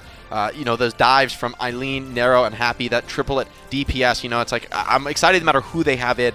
It's not a team where I'm like, oh, there's the 2 DPS superstars and everyone else is on the bench. There's a team where you have that real triplet and you can really switch them around map to map and have these diverse looks without changing too much of your overall roster. You can really have a different strategic take on the game. So Charge, a team that I think has really risen and had a ton of success in the era of hero pools. The other match coming up is going to be Shanghai versus New York, and I think the cool thing about the region in general is that it's just so wild in how the teams fluctuate, where you can beat Shanghai one night, lose to Chengdu the next, and it makes it very hard to predict, even though I think the one thing that should be sure about a Shanghai-New York matchup, it's going to be a good one. Oh yeah, and you know, Shanghai has seemed, this is definitely the best the franchise has ever performed, right? This is an incredible season for them, looking like one of, if not the best team in the APAC region. But as we've seen, that region is extremely hotly contested. That top spot far from dominant as a lot of the teams that are even towards the middle or even the bottom half of the table have had great performances, have had upsets. You know, the Dragons' losses have been to the Seoul Dynasty and the Chengdu Hunters, two teams that have not been exactly dominant in the rest of their matches. So that's a region where truly anything can happen. I don't think there's any way to call these games ahead of time. You've got to be there. You've got to see it. Yeah, it's the true chaos and magic of, if you're in North America, late night Overwatch. But right now we are just waiting for Packing to make his grand entrance where, look, let's face it, the man likes being dramatic. He's kind of a blowhard, really feels up on himself, and, I mean, maybe knock down some refreshment before coming on. I don't know. He's the one holding this whole thing up, but he's a character. I love hearing what Packing has to say. I mean, he's got to be feeling good right now. That series, it was a knockdown drag-out, but the fact that Valiant are able to come out of it on top, you know, that's where normally I'd be most worried about a rookie squad when you go to those final game decider scenarios where, you know, those nerves, they could theoretically be coming into effect, but Packing is proving that he's marshaled his troops well. They looked solid and had the confidence to take a mirror match that so far in the series had been going the way of the Eternal. So pretty much everything on that last map was extreme confidence from the Valiant. Like, you need to be so confident in your team and in your strategies to go into that map and take a mirror match that has been going poorly for you, frankly, right? Like, that was where Paris was strong, and, you know, to go up against an enemy team's strengths and just take it head on, that is true confidence as a team. And that's what you need, really, to go, you know, to really access that top level and be truly the best team in the league. But that's something that a lot of people would have said, oh, the Valiant, they're not going to be on that level. Can they be mid-tier this season? Yeah, they're rookies. You know, I think people had all those questions in their mind, all those doubts, and haters be silenced right now. Like, you just can't question this roster. They're looking really good. So we're stuck waiting for Packing, and that means he's the reason that we're up here filling. So I'm going to continue telling stories about Packing in a complimentary way, but we're just going to go a little bit deeper, Packing. You're making us do this, so we're going to go back in time to the Dallas homestand, which was a great time. But it was there that I saw just how much of a fierce competitor that Packing was, where obviously we're all enjoying the weekend being over, and there's a gigantic Jenga set at the place we went to afterwards. And Packing, he takes everything competitive. Like, this is Michael Jordan level competitiveness in this Packing body, so to speak. And he's just sitting there just talking to everyone. He's like, I'll beat anyone at this. I'll beat anyone. And then calls people out that Sideshow ends up putting on vlog. It's just, you know, he was making bets about it, a bet on Twitter with Sideshow. We're saying Sideshow's the greatest ever, where he did say it, but we got a picture of Sideshow grinning as it happened. So, you know, we kind of saved Packing there. But the point is, Packing is someone where the man exudes swagger. Sometimes to a dangerous degree, sometimes he'll be his own worst enemy, but it's an attitude that I think, at the end of it, is kind of filtered down to the Valiant, where this is a team that does not care. They think they're going to beat anyone. I mean, I think that's the right attitude, right? This is a competitive league. There's no way you're going to be the best team or even close to that level without having incredible confidence in yourself. You know, to go up against a team like the SF Shock or the Paris Eternal, for that matter, and actually have the confidence that you will win. Not that you can win, but that you will win. That's how you have to think as a competitor. So I think to have a coach with a big personality who can sort of inject that into the team, in a game like Overwatch, it's really meaningful. You need to have confidence and faith in your teammates, because, you know, these fights are honestly incredibly chaotic in a lot of circumstances. You don't exactly have the full picture in your head for any one of these players. So a lot of this does come down to confidence and trust, really, at the end of the day. So I think Packing's unique personality really does show through, as you said, in his team, but also is a big part of their success, right? That these rookies who I think could very easily doubt themselves, could very easily, as I said, you know, suffer from nerves. It doesn't seem like that's been an issue for them, and you got to give some credit to the coaching staff as far as, you know, why that is. Well, as we continue with Packing Facts, where I got to tell you, I'm starting to run bone dry here. We've done the feel-good, like, talk about his traits and otherwise, but all right, let's go to some basic facts I can pull up off the top of my head. He's not good at strategy games. I fought him on that. He thinks he's good, but he's not. Sorry, Packing. Had to get that out there. And also, I don't trust Packing when he tells me predictions. He's led me astray multiple times, made me look like a fool. Yeah, Packing, we got some beef. And you know, for me, looking back to that Dallas homestand where we got our first look at the fresh Valiant roster, what I remember most about that weekend was that, for me, the Valiant came out super strong and had a great performance against the Fuel, and I was really bullish on the team. But because they dropped their next match, Packing was like, he couldn't even think about the fact that they got a win. He was totally focused on the fact that they lost, which you know, maybe seems negative to some people, but as a competitor, that's how you have to be. You know, in order to really be one of the best, you can't just accept some losses. Oh, that's fine. We did all right. You have to be someone who's going to push yourself to constantly higher and higher heights. And I think that's another thing that Packing brings to this roster, that constant motivation, wanting to be better, not settle for being the best rookie team, not settle for anything less than being the best. Well, we finally got Packing. Zoe had to take out 2 of his kneecaps, but he's dragged him on here finally. Good job, Zoe. You are a treasure. Here, Zoe with Packing. Thank you guys so much. Yeah, he put up a fight, but not for too long, so eventually we got him in. Packing 10, thank you so much for joining us. Yeah, thank you. So how awkward is it to join a channel while someone is, you know, writing raving reviews about you? I mean, that's not the important thing, right? The important thing is that we won. We got, you know, Sure. we guarantee we get an extra win there, you know, which is great. And, you know, we want to play tomorrow, so that's what we're looking for. Don't really care. Now, we talked about throughout the entirety of the series, we actually talked a lot about the coaching of this team, because looking at all the different maps and even the points of those different maps, it looked like there were a lot of very set strats, a lot of stuff which was pre-prepared. The fact that we played without the hero pools and the fact that you basically played against a mystery team up until yesterday make that preparation harder for you guys? Not really. We kind of followed our same system, and this week we approached it saying, you know, we get the advantage of being top 4. So we get a bye, we get to see what the other team's playing. Like, we wanted to have unique strategy that other teams weren't playing. And, you know, running like the Brig Lucio, Widow Reaper, like, I mean, it sounds dumb, but we thought we thought it could work. We play the best comps that we think are going to work. And, you know, we made it work. And then Paris obviously tried to, you know, make their adjustments. And from there, it was just a game of making adjustments and making sure that, you know, we took that advantage of being the higher seed, getting more map picks, and, you know, being able to actually pull it away. So, do you feel like any adjustments that your team had to make was a bitter pill to swallow, or were you comfortable with everything you had to adjust? No, we trust the players on everything.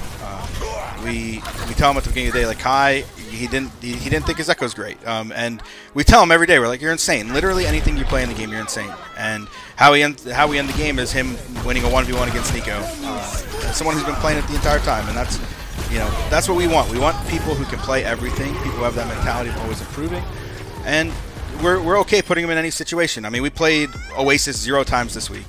You know, we tried to force it because we wanted the matchup with no smite in, because we knew that was a free win for us if he in the Paris Eternal played dive. So so we tried to force that, and then they came back, and, you know, we just pivot off everything. And as long as you can be flexible, you know, you'll be successful. So we really strive to do that. I mean, we definitely saw a lot of flexibility, going as far as putting KSP on a Junkrat. Yeah. Was that a set strat? It or was, he yeah, really feeling himself? So yeah, going into Lijiang, we knew that we saw them play it yesterday. You know, we knew they were going to run the Symmetra, and that map, you know, we had some fun in the past running, you know, some Junkrat here and there. We do it on a couple different maps, and it was the time to pull it out. We said, hey, this is the opportunity. We could do it.